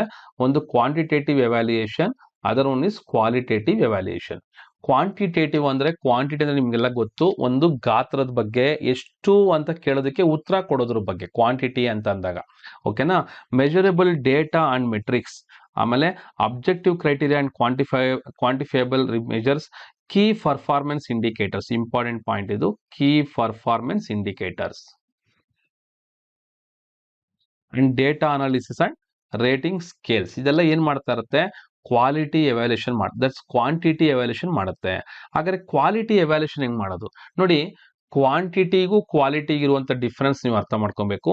ಕ್ವಾಂಟಿಟಿ ಅಂದ್ರೆ ಎಷ್ಟು ಅಂತ ಹೇಳೋದು, ಕ್ವಾಲಿಟಿ ಅಂದ್ರೆ ಎಷ್ಟು ಚೆನ್ನಾಗಿದೆಯಾ ಇಲ್ವಾ ಅಂತದಕ್ಕೆ ಉತ್ತರ. ಸೊ ಕ್ವಾಲಿಟಿ ಅಂತಂದ್ರೆ that is subjective observation and feedback. Qualitative factors and insights, ಚೆನ್ನಾಗಿದೆಯಲ್ಲ ಅನ್ನೋದಕ್ಕೆ ನಾವು ಅದಕ್ಕೆ ಫ್ಯಾಕ್ಟರ್ಸ್ ಹುಡುಕ್ಬೇಕು, ಮತ್ತೆ ಅದು ಇನ್ಸೈಡ್ ನಾವು ಏನಂತ ಯೋಚನೆ ಮಾಡಬೇಕು. Performance appraisals, behavioural assessments and feedback surveys, ಇದೆಲ್ಲ ನಾವು ಕ್ವಾಲಿಟಿನಲ್ಲಿ ಮಾಡ್ತೀವಿ. ಸೊ ಎರಡು ರೀತಿಯಾದಂಥ measurement, quantitative and qualitative measurement ಅಂತ ಹೇಳ್ಬೋದು. ಸೊ ಇದನ್ನ ಮತ್ತೆ ನೀವು ಹೇಳೋದಾದ್ರೆ ಪರಿಮಾಣಾತ್ಮಕ ಮಾಪನ, ಗುಣಾತ್ಮಕ ಮೌಲ್ಯಮಾಪನ. ಸೊ ಇದು ಪರಿಮಾಣ ಅಂತ ಕರಿತೀರಿ, ನೆನ್ಪಿಟ್ಕೊಳ್ಳಿ. ಪರಿಮಾಣ ಅಂದ್ರೆ ಕ್ವಾಂಟಿಟಿ, ಗುಣಾತ್ಮಕ ಅಂತಂದ್ರೆ ಕ್ವಾಲಿಟಿ. ಸೊ ಅಳೆಯಬಹುದಾದ ಡೇಟಾ, ವಸ್ತುನಿಷ್ಠ ಮಾನದಂಡಗಳು, ಪ್ರಮುಖ ಕಾರ್ಯಕ್ಷಮತೆಯ ಸೂಚಕಗಳು, ಇದೆಲ್ಲ ಏನಕ್ಕೆ ಸೇರುತ್ತೆ? ಪರಿಮಾಣಾತ್ಮಕ ಮೌಲ್ಯಮಾಪನ. ಅಂದ್ರೆ ಏನಂತ ಕೇಳಿದೆ ನಾನು? ಕ್ವಾಂಟಿಟಿ ಸಂಬಂಧಿಸಿರುವಂಥದ್ದು. ಸೊ ಯಾವ ವರ್ಡ್ ಅದು? Quantitative evaluation. ಸೊ ಅದೇ ರೀತಿಯಾಗಿ ಗುಣಾತ್ಮಕವಾಗಿರುವಂಥದ್ದು ವ್ಯಕ್ತಿನಿಷ್ಠ ಅವಲೋಕನಗಳು ಮತ್ತು ಪ್ರತಿಕ್ರಿಯೆ, ಗುಣಾತ್ಮಕ ಅಂಶಗಳು ಮತ್ತು ಒಳನೋಟಗಳು, ಕಾರ್ಯಕ್ಷಮತೆ ಮೌಲ್ಯಮಾಪನಗಳು, ನಡವಳಿಕೆಗಳು, ಮೌಲ್ಯಮಾಪನಗಳು, ಪ್ರಕ್ರಿಯೆ ಸಮೀಕ್ಷೆಗಳು. ಇವೆಲ್ಲ ಯಾವುದು ಸಂಬಂಧಿಸಿರುವಂಥದ್ದು? ನಮಗೆ the main thing performance index ಕೊಡಬೇಕು. That is what is that? Conducting performance evaluation. ಯಾವ ರೀತಿಯಾಗಿ ಪರ್ಫಾರ್ಮ್ ಮಾಡ್ತಾರೆ ಅಂತ ಎವ್ಯಾಲ್ಯೂಯೇಟ್ ಮಾಡಕ್ ನಾವೇನ್ ಮಾಡ್ತೀರಿ? ಇದನ್ನ ಯೂಸ್ ಮಾಡ್ತೀರಿ. ಸೊ ಎರಡು ರೀತಿ ಆಗಿರುವಂತದ್ದು, ಒಂದು ಕ್ವಾಂಟಿಟೇಟಿವ್, ಇನ್ನೊಂದು ಕ್ವಾಲಿಟೇಟಿವ್ ಅಂತ ಹೇಳ್ಬೋದು. So moving on to the next question. ನೋಡಿ, ಈಗ ನೆಕ್ಸ್ಟ್ ಕ್ವಶನ್ ನೋಡೋದಾದ್ರೆ, explain the application of critical path method in project management ಅಂತಿದೆ. ಅಂದ್ರೆ ಕ್ರಿಟಿಕಲ್ ಪಾತ್ ಮೆಥಡ್ ನಾವು ಏನಕ್ಕೋಸ್ಕರ ಯೂಸ್ ಮಾಡ್ತೀರಿ, ಅದರ ಅಪ್ಲಿಕೇಶನ್ ಏನು ಅಥವಾ ಅದ್ರ ಯೂಸ್ ಏನು? So let see the solution ಅಥವಾ ಆನ್ಸರ್ ನೋಡೋಣ. ಕ್ರಿಟಿಕಲ್ ಪಾತ್ ಮೆಥಡ್ ನೋಡಿ, ಈ ಪಾಯಿಂಟ್ಸ್ ಬರೆದ್ರೆ ಸಾಕು, ನೀವು ಇದನ್ನ ಎಕ್ಸ್ಟ್ರಾ ಬರೆಯೋದು ಬೇಕಾಗಿಲ್ಲ. Which are the main uses of critical path method ಅಂದ್ರೆ ಪ್ರಾಜೆಕ್ಟ್ ಪ್ಲಾನಿಂಗ್ ಮಾಡೋದು. ಸೊ ಪ್ರಾಜೆಕ್ಟ್ ನ ಪ್ಲಾನಿಂಗ್ ಮಾಡೋದು ಇದರಲ್ಲಿರುತ್ತೆ. ಶೆಡ್ಯೂಲ್ ಆಪ್ಟಿಮೈಸೇಷನ್ ಅಂದ್ರೆ ಒಂದು ಶೆಡ್ಯೂಲ್ ಮಾಡಿರ್ತೀರಿ, ಅದನ್ನ ಆಪ್ಟಿಮೈಸೇಷನ್ ಮಾಡೋದು. ಆ ಶೆಡ್ಯೂಲ್ ಕರೆಕ್ಟ್ ಆಗಿ ವರ್ಕೌಟ್ ಆಗ್ತಾ ಇದೆಯಾ, ಆ ಶೆಡ್ಯೂಲ್ ತರನೇ ಕೆಲಸ ಆಗ್ತಿದೆ ಅಂತ ಚೆಕ್ ಮಾಡೋದು. ರಿಸೋರ್ಸ್ ಅಲೋಕೇಶನ್, ನಾನು ಹೇಳಿದೆ ಸ್ಟಾರ್ಟಿಂಗ್ ಅಲ್ಲೇನೆ, ಈ ರಿಸೋರ್ಸ್ ಅಲೋಕೇಶನ್ ಅನ್ನೋದು ಎಲ್ಲದರಲ್ಲೂ ಕೂಡ ಒಂದು ಪಾರ್ಟ್ ಆಗಿರುತ್ತೆ. ಸೊ ನೀವು ಪ್ರಾಜೆಕ್ಟ್ ಪ್ಲಾನಿಂಗ್ ಅಲ್ಲಿ, ಪ್ರಾಜೆಕ್ಟ್ ಶೆಡ್ಯೂಲ್ ಅಲ್ಲಿ, ಅಥವಾ ಕಂಟ್ರೋಲ್ ಅಲ್ಲಿ, ಆಡಿಟ್ ಅಲ್ಲಿ, ಎಲ್ಲದಕ್ಕೂ ಈ ಪಾಯಿಂಟ್ ನ ನೀವು ಕಾಮನ್ ಆಗಿ ಯೂಸ್ ಮಾಡಬಹುದು. That is called resource allocation ಅಂತ ಹೇಳಿ. ಪ್ರಾಜೆಕ್ಟ್ ಕಂಟ್ರೋಲ್ ಅಂಡ್ ಮಾನಿಟರಿಂಗ್, ಮತ್ತೆ decision making and risk management, ಇವೆಲ್ಲದೂ ನಾವು ಏನ್ ಮಾಡ್ತೀರಿ, ನೀವು ಬೇಕಾದ್ರೆ ಸೇರಿಸ್ಕೊಳ್ಳಿ. To help the project planning, to help the schedule optimisation, to help the resource allocation, it helps to project control and monitoring, it helps to decision making and risk management ಅಂತ ಸೇರಿಸ್ಕೊಳ್ಳಿ ಬೇಕಾದ್ರೆ. ಸೊ ಇದು ಇದರ ಉಪಯೋಗಗಳು. ಅದೇನಂದ್ರೆ ಯೋಜನೆ ಮಾಡೋದು, ವೇಳಾಪಟ್ಟಿ ಮಾಡುವಂಥದ್ದು, ಸಂಪನ್ಮೂಲ ಹಂಚಿಕೆ, ಪ್ರಾಜೆಕ್ಟ್ ಕಂಟ್ರೋಲ್ ಮತ್ತು ಮಾನಿಟರ್ ಮಾಡುವಂಥದ್ದು, ನಿರ್ಧಾರ ತೆಗೆದುಕೊಳ್ಳುವುದು ಮತ್ತು ಅಪಾಯದ ನಿರ್ವಹಣೆ. ಸೊ ಇದೆಲ್ಲ ಏನಾಗುತ್ತೆ? That is the main uses of the critical path method ಅಂತ ಹೇಳ್ತೀರಿ. ಇನ್ನು ನೆಕ್ಸ್ಟ್ ಕ್ವಶನ್ ಹೋದ್ರೆ, explain the application of program evaluation and review technique. ನಾವು ಸ್ಟಾರ್ಟಿಂಗ್ ಅಲ್ಲೇ ನೋಡಿದಿರಿ ಏನು, what is the difference between PERT and CPM ಅನ್ನೋದು ನಾವು ನೋಡಿದಿರಿ. ಇಲ್ಲಿ ಪರ್ಟ್ ನ ಉಪಯೋಗಗಳನ್ನ ಕೇಳ್ತಾ ಇದ್ದಾರೆ. ಏನು ಪರ್ಟ್ ಅಂದ್ರೆ? Program evaluation and review technique ಅಂತ ಕರಿತೀರಿ. ಇದ್ರ ಪ್ರಕಾರ ಏನಪ್ಪಾ, what are the uses of this one? ಇದು ಏನ್ ಮಾಡುತ್ತೆ ನಮಗೆ? ಈ ಪರ್ಟ್ ಅನ್ನೋದು ಏನಕ್ಕೆ ಹೆಲ್ಪ್ ಮಾಡುತ್ತೆ ಅನ್ನೋದಾದ್ರೆ, application of program evaluation and review technique in project management. ಯಾವ್ದಾರ ಇದರ ಉಪಯೋಗಗಳು ಏನೋ ನೋಡಿ. ಇಲ್ಲಿ ಮೇನ್ ಇದು ಸಪರೇಟ್ ಪಾಯಿಂಟ್ ಅಲ್ಲ, ಇದು ಹೆಡ್ಡಿಂಗ್ ಅಂತ ತಿಳ್ಕೊಳ್ಳಿ. ಇದಕ್ಕೆ ಅಗಡಿರೋದು ಪಾಯಿಂಟ್ಸ್ ಏನಪ್ಪಾ ಅಂದ್ರೆ, it helps in time estimation. ಒಂದು ಟೈಮ್ ಎಸ್ಟಿಮೇಷನ್ ಕ್ಯಾಲ್ಕುಲೇಟ್ ಮಾಡಕ್ಕೆ ಇದು ನಮಗೆ ಸಹಾಯ ಮಾಡುತ್ತೆ. ನೀವು ಇದಕ್ಕೆ ಈ ತರ ಓದೋದಕ್ಕಿಂತ ಸ್ಟಾರ್ಟಿಂಗ್ ಅಲ್ಲಿ ನಿಮ್ಗೆ ಏನ್ ಡಿಫರೆನ್ಸ್ ಹೇಳ್ಕೊಟ್ಟಿದ್ನಲ್ಲ, ಅದೇ ಡಿಫರೆನ್ಸ್ ನ ಬರೆದ್ರು ಕೂಡ ನಿಮಗೆ ಖಂಡಿತ ಮಾರ್ಕ್ಸ್ ಕೊಡ್ತಾರೆ. So it helps in time estimation, it helps in critical path analysis, it helps in resource allocation, it helps in risk management, it helps in project control and monitoring. ಇವೆಲ್ಲ ನೋಡಿ, ಇದು ಮತ್ತೆ ಯಾವುದು ಪರ್ಟ್ ಮತ್ತೆ ಆಲ್ಮೋಸ್ಟ್ ಸಿಪಿಎಂ ಏನ್ ನಮಗೆ ಕಗಡೆ ಇದು CPM, ಇವೆರಡಕ್ಕೂ ಕೂಡ ಆಲ್ಮೋಸ್ಟ್ ಎರಡು ಸೇಮ್ ಆನ್ಸರ್ಸ್ ಇದೆ. ನೀವು ಎರಡು ಸೇಮ್ ಆನ್ಸರ್ ಬರೆದ್ರು ಪರವಾಗಿಲ್ಲ. ಸೊ ನೀವು ವರ್ಡ್ಸ್ ನೆನ್ಪಿಟ್ಕೊಳ್ಳಿ. ಈ ರಿಸೋರ್ಸ್ ಅಲೋಕೇಶನ್ ಮಾತ್ರ ಮರೆಯಕ್ ಹೋಗ್ಬೇಡಿ, ಯಾಕಂತಂದ್ರೆ ನಿಮ್ಗೆ ಎಲ್ಲದರಲ್ಲೂ ಕೂಡ ಇದು ರಿಸೋರ್ಸ್ ಅಲೋಕೇಶನ್ ಅದು ಕಾಣಿಸ್ತಾನೆ ಇದೆ. ಎಲ್ಲದರಲ್ಲೂ ಕೂಡ ಇದೊಂದು ಆನ್ಸರ್ ಆಗಿದೆ. ಸೊ ನೆಕ್ಸ್ಟ್ ಕ್ವಶನ್ಗೆ ಹೋಗೋಣ. ಎಕ್ಸ್ಪ್ಲೈನ್ ದ ಅಪ್ಲಿಕೇಶನ್, ಇದು ಕೂಡ ಆಯ್ತು. That is the project evaluation, that is the review technique. ಇದೇನು ಯೂಸಸ್ ಅಂತ ನಾವು ನೋಡಿದ್ರಿ. ನೆಕ್ಸ್ಟ್ ಕ್ವಶನ್ಗೆ ಹೋಗೋಣ. So again don't forget to subscribe this channel and share this one. ನೋಡಿ, ನೀವು ಕನ್ಫ್ಯೂಸ್ ಮಾಡ್ಕೊಳಕ್ ಹೋಗ್ಬೇಡಿ. ಕೆಲವು ಮಕ್ಕಳು ಕೇಳ್ತಾನೆ ಇದ್ದೀರಾ, ಸರ್ ನೋಟ್ಸ್ ಹೆಂಗ್ ಡೌನ್ಲೋಡ್ ಮಾಡ್ಕೊಳೋದು ಅಂತೇಳಿ. ನನ್ನ ವೆಬ್ಸೈಟ್ ಇದೆ, ಮ್ಯಾಥ್ಸ್ ವಿತ್ ಮೀ ಅನ್ನೋ ವೆಬ್ಸೈಟ್ ಇದೆ. ಆ ವೆಬ್ಸೈಟ್ ಅಲ್ಲಿ ಹೋಗಿ, ಆ ವೆಬ್ಸೈಟ್ ಅಲ್ಲಿ ಎಲ್ಲ ವಿಧವಾದಂತ, ಫಾರ್ ಎಕ್ಸಾಂಪಲ್ ನೋಡಿ, ಇಲ್ಲಿ ಇನ್ನೊಂದ್ಸತಿ ತೋರಿಸ್ತೀನಿ. ಸೊ ಮ್ಯಾಥ್ಸ್ ವಿತ್ ಮೀ ಅನ್ನೋದಕ್ಕೆ ಹೋದ್ರೆ ಸಾಕು, ನೀವು mathswithme.in ಹೋಗಿ ಈ ತರ ಮ್ಯಾಥ್ಸ್ ವಿತ್ ಮಿಗೆ ಲಾಗಿನ್ ಆದ್ರೆ ಸಾಕು ನಿಮಗೆ ಇಲ್ಲಿ ನಿಮ್ಗೆ ಈ ತರ ಡೀಟೇಲ್ಸ್ ಬರುತ್ತೆ. ಇಲ್ಲಿ ನೋಡಿ ಡಿಪ್ಲೊಮಾ ಅನ್ನೋದಿದೆ. ಈಗ ಈ ಡಿಪ್ಲೊಮಾ ಕಡೆ ನೋಡಿ DCET ಕೂಡ ಅಪ್ಲೋಡ್ ಮಾಡಿದಿರಿ 23 ಸಿಲೆಬಸ್ ಅಂತೇಳಿ. ಈಗ ಡಿಪ್ಲೊಮಾ ಕಡೆ ಬಂದ್ರೆ ನಿಮ್ಗೆ ಇಲ್ಲಿ ಕಾಣಿಸುತ್ತೆ ಏನಪ್ಪಾ ಅಂದ್ರೆ ನೋಡಿ ಇಲ್ಲಿ PMS ಇದೆ, ನಿಮ್ಗೆ ಕ್ಲೀನ್ ಆಗಿ ಕಾಣಿಸ್ತಾ ಇರುತ್ತೆ. So you can see that PMS ಇದೆ, SA ಲ್ಯಾಬ್ ಇದೆ, 20 ಮ್ಯಾಥ್ಸ್ ಇದೆ, 15 ಮ್ಯಾಥ್ಸ್ ಕೂಡ ಇದೆ. ನಿಮ್ಮ ಸೀನಿಯರ್ಸ್ ಕೂಡ ಸಹಾಯ ಆಗುತ್ತೆ. ಮತ್ತೆ ECDD ಕ್ವಶನ್ ಪೇಪರ್ಸ್ ಕೂಡ ಈಗ ಆಡ್ ಮಾಡಿದೀನಿ. ಸೊ ಇದನ್ನೆಲ್ಲ ನೀವು ಯುಟಿಲೈಸ್ ಮಾಡ್ಕೊಬಹುದು. ಸೊ 20 ಮ್ಯಾಥ್ಸ್ ಕೂಡ ಅಷ್ಟೇನೆ, ಮತ್ತೆ SA ಲ್ಯಾಬ್ ಕೂಡ ಅಷ್ಟೇನೆ. ಸೊ ಎರಡೂದ್ರದ್ದು ನೋಡಿ ನೀವು ಕನ್ಫ್ಯೂಸ್ ಮಾಡ್ಕೊಳ್ಳೋದೇ ಬೇಕಾಗಿಲ್ಲ. ಇಲ್ಲಿ ಎಲ್ಲ ರೀತಿಯಾದಂತ ನೋಟ್ಸು ಮತ್ತೆ ನಿಮ್ ಕನ್ನಡ ನೋಟ್ಸ್ ಬೇಕಾ, ಅಥವಾ ನೋಡಿ ಇನ್ನೊಂದು ಈಗ ಲೇಟೆಸ್ಟ್ ಆಗಿ ನಾನು ಇವತ್ತೇ ಆಡ್ ಮಾಡ್ತೀನಿ ಏನಪ್ಪಾ ಅಂದ್ರೆ ಇಲ್ಲಿ ಥಿಯರಿ ನೋಟ್ಸ್ ಇದೆ, ಕ್ವಶನ್ ಆನ್ಸರ್ಸ್ ಇದೆ, ಎಕ್ಸಾಮ್ ಕ್ವಶನ್ ಪೇಪರ್ ಇದೆ. ಇವತ್ತೇ ನಾನು ಕನ್ನಡ ನೋಟ್ಸ್ ನಾನು ಕೂಡ ಇದರಲ್ಲಿ ಅಪ್ಲೋಡ್ ಮಾಡ್ತೀನಿ. ಓಕೆನಾ? ಸೊ ಇದನ್ನ ಫ್ರೆಂಡ್ಸ್ ಗೆ ಶೇರ್ ಮಾಡಿ ಹೇಳಿ, ಯಾಕಂದ್ರೆ ಅವರು ಕೂಡ ಯುಟಿಲೈಸ್ ಮಾಡ್ಕೊಳ್ಳಿ. ನಾನು ಗ್ರೂಪ್ ಮಾಡಿದೀನಿ, ಗ್ರೂಪ್ ಆಡ್ ಆಗ್ತಾ ಮತ್ತೆ ಹೊಸದಾಗಿ ನಾನು ಆಗ್ತಾನೆ ಇರ್ಬೇಕಾಗುತ್ತೆ ವಾಟ್ಸ್ಆಪ್ ಗ್ರೂಪ್ ಅಲ್ಲಿ. ಸೊ ಅದು ಅವಾಯ್ಡ್ ಆಗುತ್ತೆ. ಆದಷ್ಟು ಬೇಗ ಆ ಗ್ರೂಪ್ ಗೆ ಜಾಯ್ನ್ ಆಗಿ. ಓಕೆನಾ? So next moving on to the topic. So next question ಹೋಗೋಣ. So analyse the importance of project evolution. Project evolution evaluation ಅನ್ನೋದು ಯಾಕೆ ನಮ್ಗೆ ಇಂಪಾರ್ಟೆನ್ಸ್ ಆಗುತ್ತೆ? ನಿಮ್ಗೆ ಗೊತ್ತು ಯಾಕೆ ನಾವು ಪೇಪರ್ಸ್ ಯಾಕೆ ಎವ್ಯಾಲ್ಯೂಯೇಟ್ ಮಾಡಬೇಕು?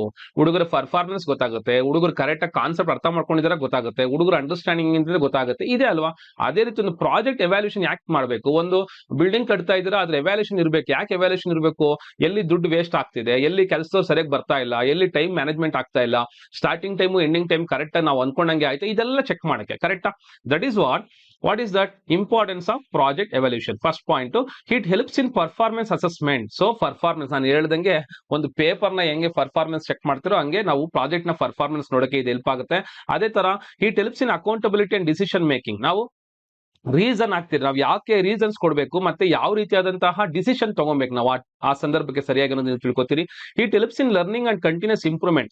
ಕಲಿಯಕ್ಕೆ ಮತ್ತೆ ಕಂಟಿನ್ಯೂಸ್ ಇಂಪ್ರೂವ್ಮೆಂಟ್, ಚೇಂಜಸ್ ಆಗ್ತಾ ಹೋಗ್ತಾ ಇರ್ತೀರಿ. ಎವ್ರಿ ಡೇ ನಾವು ಕಲಿತಾ ಇರ್ತೀರಿ, ಮತ್ತೆ ಚೇಂಜಸ್ ಬೇಕಾದಾಗ ಮಾಡ್ಕೊಂತಾ ಹೋಗ್ತಾ ಇರ್ತೀರಿ. That is what it helps in accountability, decision making. It helps in learning and continuous improvement. It helps in learning and continuous improvement. Learning and continuous improvement. So it helps in stakeholder engagement. Stakeholder engagement ಅಂದ್ರೆ ಯಾರು stake holders ಇರ್ತಾರೆ, ಅದ್ರ ಯಾರು ಪಾಲುದಾರರು ಇರ್ತಾರೆ, ಅವರೆಲ್ಲರೂ ಇದರಲ್ಲಿ involve ಆಗಿರೋದನ್ನ ನೋಡ್ತೀರಿ. ನೋಡಿ, ಇದು ಪಾಲುದಾರರ ಸಹಾಯ ಮಾಡುತ್ತದೆ. ಪಾಲುದಾರರು ನಮಗೆ ಯಾವ ರೀತಿಯಾಗಿ ಹೆಲ್ಪ್ ಮಾಡ್ಬೇಕು ಅನ್ನೋದು ಇದರಲ್ಲಿ ಗೊತ್ತಾಗುತ್ತೆ.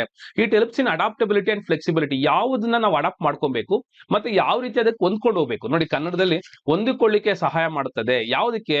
ಆ ಪ್ರಾಜೆಕ್ಟ್ ಯಾವ ರೀತಿ ಇನ್ವಾಲ್ವ್ ಆಗಬೇಕು, ಯಾವ ರೀತಿ ನಾವು ಪ್ರಾಜೆಕ್ಟ್ ನ ಕರೆಕ್ಟ್ ಆಗಿ ಫಾಲೋ ಮಾಡ್ಬೇಕು ಅನ್ನೋದು ಇದ್ರಲ್ಲಿ ತಿಳ್ಕೊತೀರಿ. That is what it helps in adaptability and flexibility. It helps in reporting communication. ನಾವು ರಿಪೋರ್ಟ್ ಮಾಡಕ್ಕೆ ಮತ್ತೆ ಕಮ್ಯುನಿಕೇಶನ್ ಹೆಲ್ಪ್ ಮಾಡುತ್ತೆ. ಇದು ವರದಿ ಮತ್ತು ಸಂವಹನ ಸಹಾಯ ಮಾಡುತ್ತದೆ. ಇದು ರಿಪೋರ್ಟಿಂಗ್ ಅಂಡ್ ಕಮ್ಯುನಿಕೇಶನ್ ನಮಗೆ ಏನು ಮಾಡುತ್ತೆ? ಹೆಲ್ಪ್ ಮಾಡುತ್ತೆ. So this is about what. ನೋಡಿ, ಇದೇನು ಸಪರೇಟ್ ಆನ್ಸರ್ಸ್ ಅಲ್ಲ. ಇಲ್ಲಿ ಲೆಫ್ಟ್ ಅಲ್ಲಿ ಕನ್ನಡದಲ್ಲಿ ಕೊಟ್ಟಿದ್ದೀನಿ, ಬಲಗಡೆ ನಾನು ಏನ್ ಮಾಡಿದೀನಿ ಅಲ್ಲ, ಲೆಫ್ಟ್ ಅಲ್ಲಿ ಇಂಗ್ಲಿಷ್ ಅಲ್ಲಿ ಕೊಟ್ಟಿದ್ದೀನಿ, ಬಲಗಡೆ ನಾನು ಕನ್ನಡದಲ್ಲಿ ಕೊಟ್ಟಿದ್ದೀನಿ. ನೀವು ಕ್ಲೀನ್ ಆಗಿ ಓದ್ಕೊಬಹುದು, ತೊಂದರೆ ಇಲ್ಲ. ಸೊ ಯಾವ್ದನ್ನ ಒಂದು ಬರೆದ್ರೆ ಸಾಕು ನೀವು. State the purpose of project control. Project control ನ ಉದ್ದೇಶ ಏನು? ಯಾಕೆ ನಾವು ಪ್ರಾಜೆಕ್ಟ್ ಕಂಟ್ರೋಲ್ ನ ಮಾಡಬೇಕು? ಯಾಕೆ ನೀವು ಕ್ಲಾಸ್ ನ ಕಂಟ್ರೋಲ್ ಮಾಡಬೇಕು? ಯಾಕೆ ನೀವು ಮನೆಯಲ್ಲಿ ನೀವು ಕಂಟ್ರೋಲ್ ಆಗಿರ್ಬೇಕು? ಯಾಕೆ ನೀವು ಬಸ್ ಸ್ಟ್ಯಾಂಡ್ ಅಲ್ಲಿ ಹೋಗ್ಬೇಕಾದ್ರೆ ಬಸ್ ಅಲ್ಲಿ ನಿಂತಿರ್ಬೇಕಾ ಕಂಟ್ರೋಲ್ ಅಲ್ಲಿ ಯಾಕೆ ಇರ್ಬೇಕು ನೀವು, ಅಲ್ವಾ? So control the project. ಯಾವ ರೀತಿ ಕಂಟ್ರೋಲ್ ಮಾಡಬೇಕು? ಕಂಟ್ರೋಲ್ ಮಾಡಿಲ್ಲ ಅಂದ್ರೆ ಏನಾಗುತ್ತೆ? ಪ್ರಾಜೆಕ್ಟ್ ಎರಬೇರಿ ಹೋಗುತ್ತೆ. 1 ಲಕ್ಷ ಇರೋ ಪ್ರಾಜೆಕ್ಟ್ 10 ಲಕ್ಷ ಆಗ್ಬೋದು, 1 ಲಕ್ಷ ಇರೋ ಪ್ರಾಜೆಕ್ಟ್ 50 ಲಕ್ಷ ಆಗ್ಬೋದು, ಒಂದು ದಿನ ತಗೊಳ್ಳೋ ಕೆಲಸ 20 ದಿನ ತಗೊಬೋದು. ದಟ್ ಇಸ್ ವಾಟ್ ಕಂಟ್ರೋಲಿಂಗ್ ಇರಲೇಬೇಕು. ಕರೆಕ್ಟಾ? ಸೊ ಏನಕ್ಕೋಸ್ಕರ ಬೇಕು? To monitor the progress. ಯಾವ ರೀತಿ ನಮ್ಮ ಕೆಲಸ ನಡೀತಾ ಇದೆ ಅನ್ನೋದನ್ನ ಚೆಕ್ ಮಾಡಬೇಕು. To ensure the quality check ಮಾಡೋಕ್ಕೋಸ್ಕರ ನಾವೇನ್ ಮಾಡ್ತೀವಿ? ಪ್ರಾಜೆಕ್ಟ್ ಕಂಟ್ರೋಲ್ ಇಟ್ಕೊಂಡಿರ್ತೀರಿ. ಅಂದ್ರೆ ಇವತ್ತು ಯಾರೋ ಒಬ್ರು ಬಿಲ್ಡಿಂಗ್ ಕಟ್ಟಬೇಕಾದ್ರೆ ಒಳ್ಳೆ ಸಿಮೆಂಟ್ ತಗೊಂಡ್ ಕೊಟ್ಟಿರ್ತಾರೆ, ನಾಳೆ ದಿನ ಅವ್ನ ಪ್ರೋಗ್ರೆಸ್ ಕರೆಕ್ಟ್ ಚೆಕ್ ಮಾಡಿದ್ರೆ ನಾಳೆ ದಿನ ಯಾವ್ದು ಲೋ ಕ್ವಾಲಿಟಿ ತಗೊಂಡ್ ಕೊಟ್ಬಿಟ್ಟಿರ್ಬೋದು. ಅದಕ್ಕೆ ಎವ್ರಿ ಡೇ ನಾವು ಕಂಟ್ರೋಲ್ ಅಲ್ಲಿ ಇರಲೇಬೇಕು. To manage the changes. ಬೇಕಾದಂಗೆ ಸಮಯಕ್ಕೆ ತಕ್ಕನಾಗಿ ಚೇಂಜಸ್ ಮಾಡ್ಬೇಕಾಗುತ್ತೆ. ಸೊ ಅದನ್ನು ಕೂಡ ಅಬ್ಸರ್ವ್ ಮಾಡಬೇಕು. To control the cost. ನಾವು ಬಜೆಟ್ ನ ಕಂಟ್ರೋಲ್ ಮಾಡ್ಬೇಕಾಗುತ್ತೆ. ಎಕ್ಸ್ಪೆಂಡಿಚರ್ ನ ಕಂಟ್ರೋಲ್ ಮಾಡಕ್ಕೆ ಕೂಡ ಇದು ಹೆಲ್ಪ್ ಮಾಡುತ್ತೆ. To mitigate the risk. ಅಪಾಯಗಳನ್ನು ತಗ್ಗಿಸಕ್ಕೆ. ಅರ್ಥ ಆಗ್ತಿದ್ಯಾ? ಟು ಮಿಟಿಗೇಟ್ ದ ರಿಸ್ಕ್ ಅಂದ್ರೆ ಮಿಟಿಗೇಟ್ ಅಂದ್ರೆ ಏನು? ಕಡಿಮೆ ಮಾಡುವಂಥದ್ದು. ಏನ್ನ ಕಡಿಮೆ ಮಾಡೋದು? ರಿಸ್ಕ್ ನ ಕಡಿಮೆ ಮಾಡುವಂಥದ್ದು. To ensure stakeholder satisfaction. ನಾವು ಪಾಲುದಾರರಿಗೆ ಸ್ಯಾಟಿಸ್ಫ್ಯಾಕ್ಷನ್ ಕೊಡಬೇಕು. ಯಾರಲ್ಲಿ ದುಡ್ಡು ಹಾಕಿರ್ತಾರೋ ಅವರುಗಳು ಸ್ಯಾಟಿಸ್ಫೈ ಆಗ್ಬೇಕು. ಓಕೆ, ನಮ್ ಕೆಲಸ ಕರೆಕ್ಟ್ ಆಗ್ತಿದೆ ಅಂತ ಅವ್ರು ಫೀಲ್ ಆಗ್ಬೇಕು. That is what to ensure the stakeholder satisfaction. So ಇವೆಲ್ಲ ಏನಪ್ಪಾ ಅಂತಂದ್ರೆ these are the all are very very important points. ಏನಕ್ಕೆ? Purpose of project control. ಒಂದು ಪರ್ಪಸ್ ಏನ್ ಬೇಕು? ನಾವು ಪ್ರಾಜೆಕ್ಟ್ ಕಂಟ್ರೋಲ್ ಯಾಕೆ ಮಾಡಬೇಕು? To monitor the progress, to ensure the quality, to manage the changes, to control the cost, to mitigate the risk, to ensure stakeholder satisfaction. ಇದೆಲ್ಲ ಏನಾಗುತ್ತೆ? ಉತ್ತರ ಆಗುತ್ತೆ. ಸೊ ನೆಕ್ಸ್ಟ್ ಕ್ವಶನ್ ನೋಡೋಣ. ಸೊ ಇಲ್ಲಿಗೆ ನಮ್ದು ಏನಪ್ಪಾ ಅಂತಂದ್ರೆ ಚಾಪ್ಟರ್ ನಂಬರ್ 5 ಅಲ್ಲಿ ಎಲ್ಲ ರೀತಿಯಾಗಿರುವಂತಹ ಪ್ರಾಜೆಕ್ಟ್ ಕಂಟ್ರೋಲು, ರಿವ್ಯೂ ಮತ್ತೆ ಆಡಿಟ್ ನೋಡಿ. ಆಲ್ಮೋಸ್ಟ್ ನಿಮ್ ಪ್ರಾಜೆಕ್ಟ್ ಮ್ಯಾನೇಜ್ಮೆಂಟ್ ನೋಡಿದಾಗ ಎಲ್ಲಾ ರೀತಿಯಾದಂತಹ ಆನ್ಸರ್ಸ್ ಒಂದೇ ತರ ಕಾಣಿಸ್ತಾ ಇರ್ತವೆ. ಅದು ನಿಜಾನೇ, ನೀವು ಅದನ್ನೇ ಬರೀರಿ. ಅರ್ಥ ಆಗ್ತಾ ಇದೆಯಾ? ನೀವು ನ್ಯಾಚುರಲ್ ಫೀಲ್ ಆಗಿ ಏನು ಒಂದು ಪ್ರಾಜೆಕ್ಟ್ ನಾನು ಮಾಡ್ಬೇಕು, ಏನ್ ಪ್ರಾಬ್ಲಮ್ ಆಗ್ತಾ ಇದೆ, ಫಸ್ಟ್ ನೀವು ಕ್ವಶನ್ ಐಡೆಂಟಿಫೈ ಮಾಡ್ಕೊಳಕ್ ಬರ್ಬೇಕು. ಒಂದು ಕ್ವಶನ್ ಐಡೆಂಟಿಫೈ ಮಾಡ್ಕೊಳಕ್ ಬಂದ್ರೆ ಇಮಿಡಿಯೇಟ್ ಆಗಿ ನಿಮ್ಮ ಫೀಲ್ ಆಗ್ಬಿಟ್ಟು ನಾನು ಒಂದು ಇಮ್ಯಾಜಿನೇಷನ್ಗೆ ಹೋಗ್ರಿ. ನಾನು ಇವಾಗ ಒಂದು ಕೆಲಸ ಈ ತರ ಒಂದು ಮನೆ ಕಟ್ತಾ ಇದ್ದೀನಿ, ಇಲ್ಲಿ ನನ್ ಕಂಟ್ರೋಲ್ ಯಾಕೆ ಬೇಕು, ಮನೆ ಕಟ್ತಾ ಇದ್ದೀನಿ ಶೆಡ್ಯೂಲಿಂಗ್ ಯಾಕೆ ಬೇಕು, ಮನೆ ಕಟ್ತಾ ಇದ್ದೀನಿ ಮ್ಯಾನೇಜರ್ ಏನಕ್ಕೆ ಬೇಕು, ಮನೆ ಕಟ್ತಾ ಇದ್ದೀನಿ ನಮ್ಗೆ ದುಡ್ಡು ಏನಕ್ಕೆ ಬೇಕು, ಈ ತರ ನೀವು ಫೀಲ್ ಆಗ್ಬಿಟ್ಟು ಇದ್ರಲ್ಲಿ ಏನೇನೆಲ್ಲ ಇನ್ವಾಲ್ವ್ಮೆಂಟ್ ಇರುತ್ತೆ, ಏನೆಲ್ಲ ಪ್ರಾಬ್ಲಮ್ಸ್ ನ ಫೇಸ್ ಮಾಡ್ತೀರಾ ಅದನ್ನ ಬರವಣಿಗೆ ರೂಪದಲ್ಲಿ ಬರೆದ್ರೆ ಸಾಕು, ನೀವು ಖಂಡಿತ ಇದರಲ್ಲಿ ಪಾಸ್ ಆಗ್ತೀರಾ. ಇದ್ರ ಬಗ್ಗೆ ಯೋಚನೆನೇ ಬೇಕಾಗಿಲ್ಲ. You can score very good marks. Many students ಇದರಲ್ಲಿ ಸ್ಟಾರ್ಟಿಂಗ್ ಅಲ್ಲಿ ನೀವು ನಂಬ್ತಿರೋ ಬಿಡ್ತಿರೋ ಸ್ಟಾರ್ಟಿಂಗ್ ಅಲ್ಲಿ 2 ರಿಂದ 3 ವಿಡಿಯೋನ ನೋಡ್ಕೊಂಡು ಸುಮಾರು ಮಕ್ಕಳು ಪಾಸ್ ಆಗಿ ನಮ್ಗೆ ಇನ್ಫಾರ್ಮೇಶನ್ ಕೊಟ್ಟಿದ್ದಾರೆ. ಸೊ ಅದ್ರ ಬಗ್ಗೆ ಬೇರೆ ಯೋಚನೆ ಮಾಡಕ್ ಹೋಗ್ಬೇಡಿ, ಆರಾಮಾಗಿ ಪಾಸ್ ಆಗ್ಬೋದು ಈ chapter. This is about 5th unit. ಮತ್ತೆ ಇದ್ರಲ್ಲಿ ಕೂಡ ನೆಟ್ವರ್ಕ್ ಡಯಾಗ್ರಾಮ್ ಅನ್ನೋಂತ ಕ್ವಶನ್ ಬರುತ್ತೆ. ಆ ವಿಡಿಯೋನ ನಾನು ಸಪರೇಟ್ ಆಗಿ ಮಾಡ್ತೀನಿ. ಏನೆಲ್ಲ PMS ಅಲ್ಲಿ ನೆಟ್ವರ್ಕ್ ಡಯಾಗ್ರಾಮ್, ಗ್ಯಾಂಟ್ ಚಾರ್ಟ್ ಎಲ್ಲ ಇದಾವೋ ಇದನ್ನೆಲ್ಲ ಒಂದು ಸಪರೇಟ್ ವಿಡಿಯೋದಲ್ಲಿ ನಾನು ನಿಮಗೆ ಅಪ್ಲೋಡ್ ಮಾಡ್ತೀನಿ. ಅದನ್ನ ನೋಡ್ತಾನೆ ಇರಿ, ಓಕೆನಾ? ಸೊ ಆದಷ್ಟು ಅದ್ರ ಮೇಲೆ ಕಾನ್ಸಂಟ್ರೇಟ್ ಮಾಡಿ. ಅದು ಪಾಸಿಂಗ್ ಪ್ಯಾಕೇಜ್ಗೆ ವೆರಿ ಗುಡ್ ಕ್ವಶನ್ ಅಂತಾನೆ ಹೇಳ್ಬೋದು. ನೆಟ್ವರ್ಕ್ ಡಯಾಗ್ರಾಮ್ ಮತ್ತೆ ಗ್ಯಾಂಟ್ ಚಾರ್ಟ್ ಅನ್ನೋದು ವೆರಿ ವೆರಿ ಇಂಪಾರ್ಟೆಂಟ್ ಮತ್ತೆ ಈಸಿ ಕೂಡ. ಅದನ್ನ ನೆಕ್ಸ್ಟ್ ವಿಡಿಯೋದಲ್ಲಿ ಅಪ್ಲೋಡ್ ಮಾಡ್ತೀನಿ. After uploading the 6th unit ನಾನು ವಿತಿನ್ 2 days ಅಲ್ಲಿ 6th ಯೂನಿಟ್ ಕೂಡ ಅಪ್ಲೋಡ್ ಮಾಡ್ಬಿಡ್ತೀನಿ. ಆದಷ್ಟು ನೀವೇನ್ ಮಾಡಿ ಯುಟಿಲೈಸ್ ಮಾಡ್ಕೊಂಡ್ರೆ ನನ್ಗೆ ಒಳ್ಳೇದು. ನಾನು ಲಾಸ್ಟ್ ವಿಡಿಯೋದಲ್ಲಿ ಹೇಳಿದೆ ನೋಡ್ರಪ್ಪ, ನನ್ನ ವಿಡಿಯೋದಲ್ಲಿ ಒಂದು 50 ಲೈಕ್ಸ್ ಬಂತು ಅಂತಂದ್ರೆ definitely I will go for uploading the next videos. ಇನ್ನ ಕೆಲವು ಮಕ್ಕಳನ್ನ ಕ್ವಶನ್ ಕೇಳ್ತಾ ಇದ್ದಾರೆ, ಏನಪ್ಪಾ ಅಂತಂದ್ರೆ ಸರ್ ನಮಗೆ ಇದೇ ಇಲ್ಲ ಸರ್ ಮ್ಯಾಥಮೆಟಿಕ್ಸ್ ವಿಡಿಯೋಸ್ ಬೇಕು ಅಂತ. ಖಂಡಿತ ಇದೇ ಚಾನಲ್ ನೀವು ಪಾಸ್ ಆಗ್ಬೇಕಾಗಿರುವಂತ ವಿಡಿಯೋಸ್ ಎಲ್ಲ ಇದೆ. ಇನ್ನ ನಾನು ನೆಕ್ಸ್ಟ್ ವಿಡಿಯೋದಲ್ಲಿ ಏನ್ ಮಾಡ್ತೀನಿ ಅಂತಂದ್ರೆ ಇದ್ರಲ್ಲೇನೆ ನಾನು passing package, maths passing package ನ ಕ್ರಿಯೇಟ್ ಮಾಡ್ತೀನಿ. ಇಲ್ಲಿ ಪಾಸಿಂಗ್ ಪ್ಯಾಕೇಜ್ ನ ಕ್ರಿಯೇಟ್ ಮಾಡಿ ನೀವು ಯಾವ ವಿಡಿಯೋ ನೋಡ್ಬೇಕು ಅಂತ ಹೇಳಿ ವಿಡಿಯೋ ಲಿಂಕ್ಸ್ ನ ಕೊಡ್ತೀನಿ ನೋಡಿ. SCA ಲ್ಯಾಬ್ ನ ಯುಟಿಲೈಸ್ ಮಾಡ್ಕೊಳಕ್ಕೆ ಹುಡುಗರು ಸುಮಾರು ಜನ SCA ಲ್ಯಾಬ್ ಇಲ್ಲಿ ಬಂದ್ಬಿಟ್ಟು ಇಲ್ಲಿ ಲ್ಯಾಬ್ ಎಕ್ಸ್ಪೆರಿಮೆಂಟ್ ಅಂತ ಬಂದ್ರೆ ಲ್ಯಾಬ್ ಲಿಂಕ್ ಅಂತ ಹಾಕಿದ್ವಿ ನೋಡಿ. ಇದನ್ನ ಕ್ಲಿಕ್ ಮಾಡಿದ್ರೆ ಸಾಕು, ನಿಮಗೆ ಎಲ್ಲಾ ರೀತಿಯಾದಂತಹ ಲ್ಯಾಬ್ ಎಕ್ಸ್ಪೆರಿಮೆಂಟ್ ಇಲ್ಲಿ ಸಿಗ್ತವೆ. ಸೊ ನೀವು ಇಲ್ಲೇನು ಇಲ್ಲ, ಇಂಥ ಎಕ್ಸ್ಪೆರಿಮೆಂಟ್ ಬೇಕು ನೋಡ್ಬೇಕು, using the mega excess spreadsheet construction box plan ಇದೆ, ಇಲ್ಲಿ ಡೌನ್ಲೋಡ್ ಅಂತ ಹೊಡೆದ್ರೆ ಸಾಕು. ಡೌನ್ಲೋಡ್ ಅಂದ್ರೆ ನೀವು ಡೌನ್ಲೋಡ್ ಮಾಡಲ್ಲ, ಅದ್ರ ಬದಲು ವಾಚ್ ಹೋಗ್ತೀರಾ ನೋಡಿ. ಡೈರೆಕ್ಟ್ ಆಗಿ ಏನಾಗುತ್ತೆ ಯೂಟ್ಯೂಬ್ ಲಿಂಕ್ ಗೆ ಕನೆಕ್ಟ್ ಆಗುತ್ತೆ. ಸೊ ಇದ್ರ ವ್ಯವಸ್ಥೆ ನಾನು ಮಾಡಿದೀನಿ. ಸೊ ಇದನ್ನ ನೀವೇನ್ ಮಾಡಿ ಯುಟಿಲೈಸ್ ಮಾಡ್ಕೊಬಹುದು. ಖಂಡಿತ ವೆರಿ ಸಿಂಪಲ್ ಇದು, ಆರಾಮಾಗಿ ನೀವು ಕ್ರಿಯೇಟ್ ಮಾಡ್ಕೊಬಹುದು. ಈ ತರ ನಿಮ್ಗೆ ಡೈರೆಕ್ಟ್ ಆಗಿ ಏನಾಗುತ್ತೆ ಯೂಟ್ಯೂಬ್ ಗೆ ಲಿಂಕ್ ಆಗುತ್ತೆ, ಓಕೆನಾ? ಸೊ ಈ ತರ ನೀವು ಇದನ್ನ ಯುಟಿಲೈಸ್ ಮಾಡ್ಕೊಬೇಕು ಫಸ್ಟ್ ನೀವು, ಓಕೆ? ಅಂಡ್ ಆಸ್ ಯೂಶುವಲ್ ನಾನು ಹೇಳ್ತಾನೆ ಇದ್ದೀನಿ, ನಾನು ಇದಕ್ಕೆ ಮುಂಚೆ ಯಾವ ವಿಡಿಯೋದಲ್ಲೂ ಹೇಳಿಲ್ಲ, ಆದಷ್ಟು ಸಬ್ಸ್ಕ್ರೈಬ್ ಮಾಡಿ, ಲೈಕ್ ಮಾಡಿ, ಶೇರ್ ಮಾಡಿ. ಕೆಲವು ಸ್ಟೂಡೆಂಟ್ಸ್ ನನಗೆ ಹೇಳ್ತಾ ಇರ್ತಾರೆ ಸರ್ ನಿಮ್ ವಿಡಿಯೋದಲ್ಲಿ ನಾವು ಗೊತ್ತಾಗೋದೇ ಇಲ್ಲ ಸರ್ ಅಂತ ಹೇಳಿ. ನಾನು ಲಾಸ್ಟ್ ಒಂದು 3 ವಿಡಿಯೋಸ್ ಇಂದ ಹೇಳಕ್ ಶುರು ಮಾಡಿದ್ದೀನಿ. ನೀವು ಸಬ್ಸ್ಕ್ರೈಬ್ ಮಾಡ್ತಾ ಇದ್ದಂಗೆ ಬೇರೆ ಹುಡುಗರಿಗೆ ಸ್ಪ್ರೆಡ್ ಆಗುತ್ತೆ. ಅದರಿಂದ ಬೇರೆ ಹುಡುಗರು ಕೂಡ ಈ ವಿಡಿಯೋ ಮುಖಾಂತರ ತಿಳ್ಕೊಳಕ್ಕೆ ಇವು ಹೆಲ್ಪ್ ಆಗುತ್ತೆ. ಜೊತೆಲಿ ಮ್ಯಾಥ್ಸ್ ಕಂಟೆಂಟ್ ನಾನು ಹೇಳ್ತಾ ಇದ್ದೀನಿ. ನೆಕ್ಸ್ಟ್ ಪಾಸಿಂಗ್ ಪ್ಯಾಕೇಜ್, ಎಲ್ಲ ಸಬ್ಜೆಕ್ಟ್ ಪಾಸಿಂಗ್ ಪ್ಯಾಕೇಜ್ ಮಾಡ್ತೀನಿ. ನಿಮ್ಗೆ ಯಾವ್ದು ಪಾಸಿಂಗ್ ಪ್ಯಾಕೇಜ್ ಬೇಕು ಅಂತ ನಂಗೆ ಕಮೆಂಟ್ ಮಾಡಿ. Definitely I will do that one. First PMS, ಆಮೇಲೆ ಮ್ಯಾಥ್ಸ್ ಆಲ್ರೆಡಿ ಪಾಸಿಂಗ್ ಪ್ಯಾಕೇಜ್ ಇದೆ, ವರಿ ಮಾಡ್ಕೊಳೋದೇ ಬೇಕಾಗಿಲ್ಲ, ಅಷ್ಟು ಓದ್ಕೊಂಡ್ರೆ ಸಾಕು. Okay, so once again thank you very much for watching this video. Don't forget to subscribe this channel. Okay, thank you very much.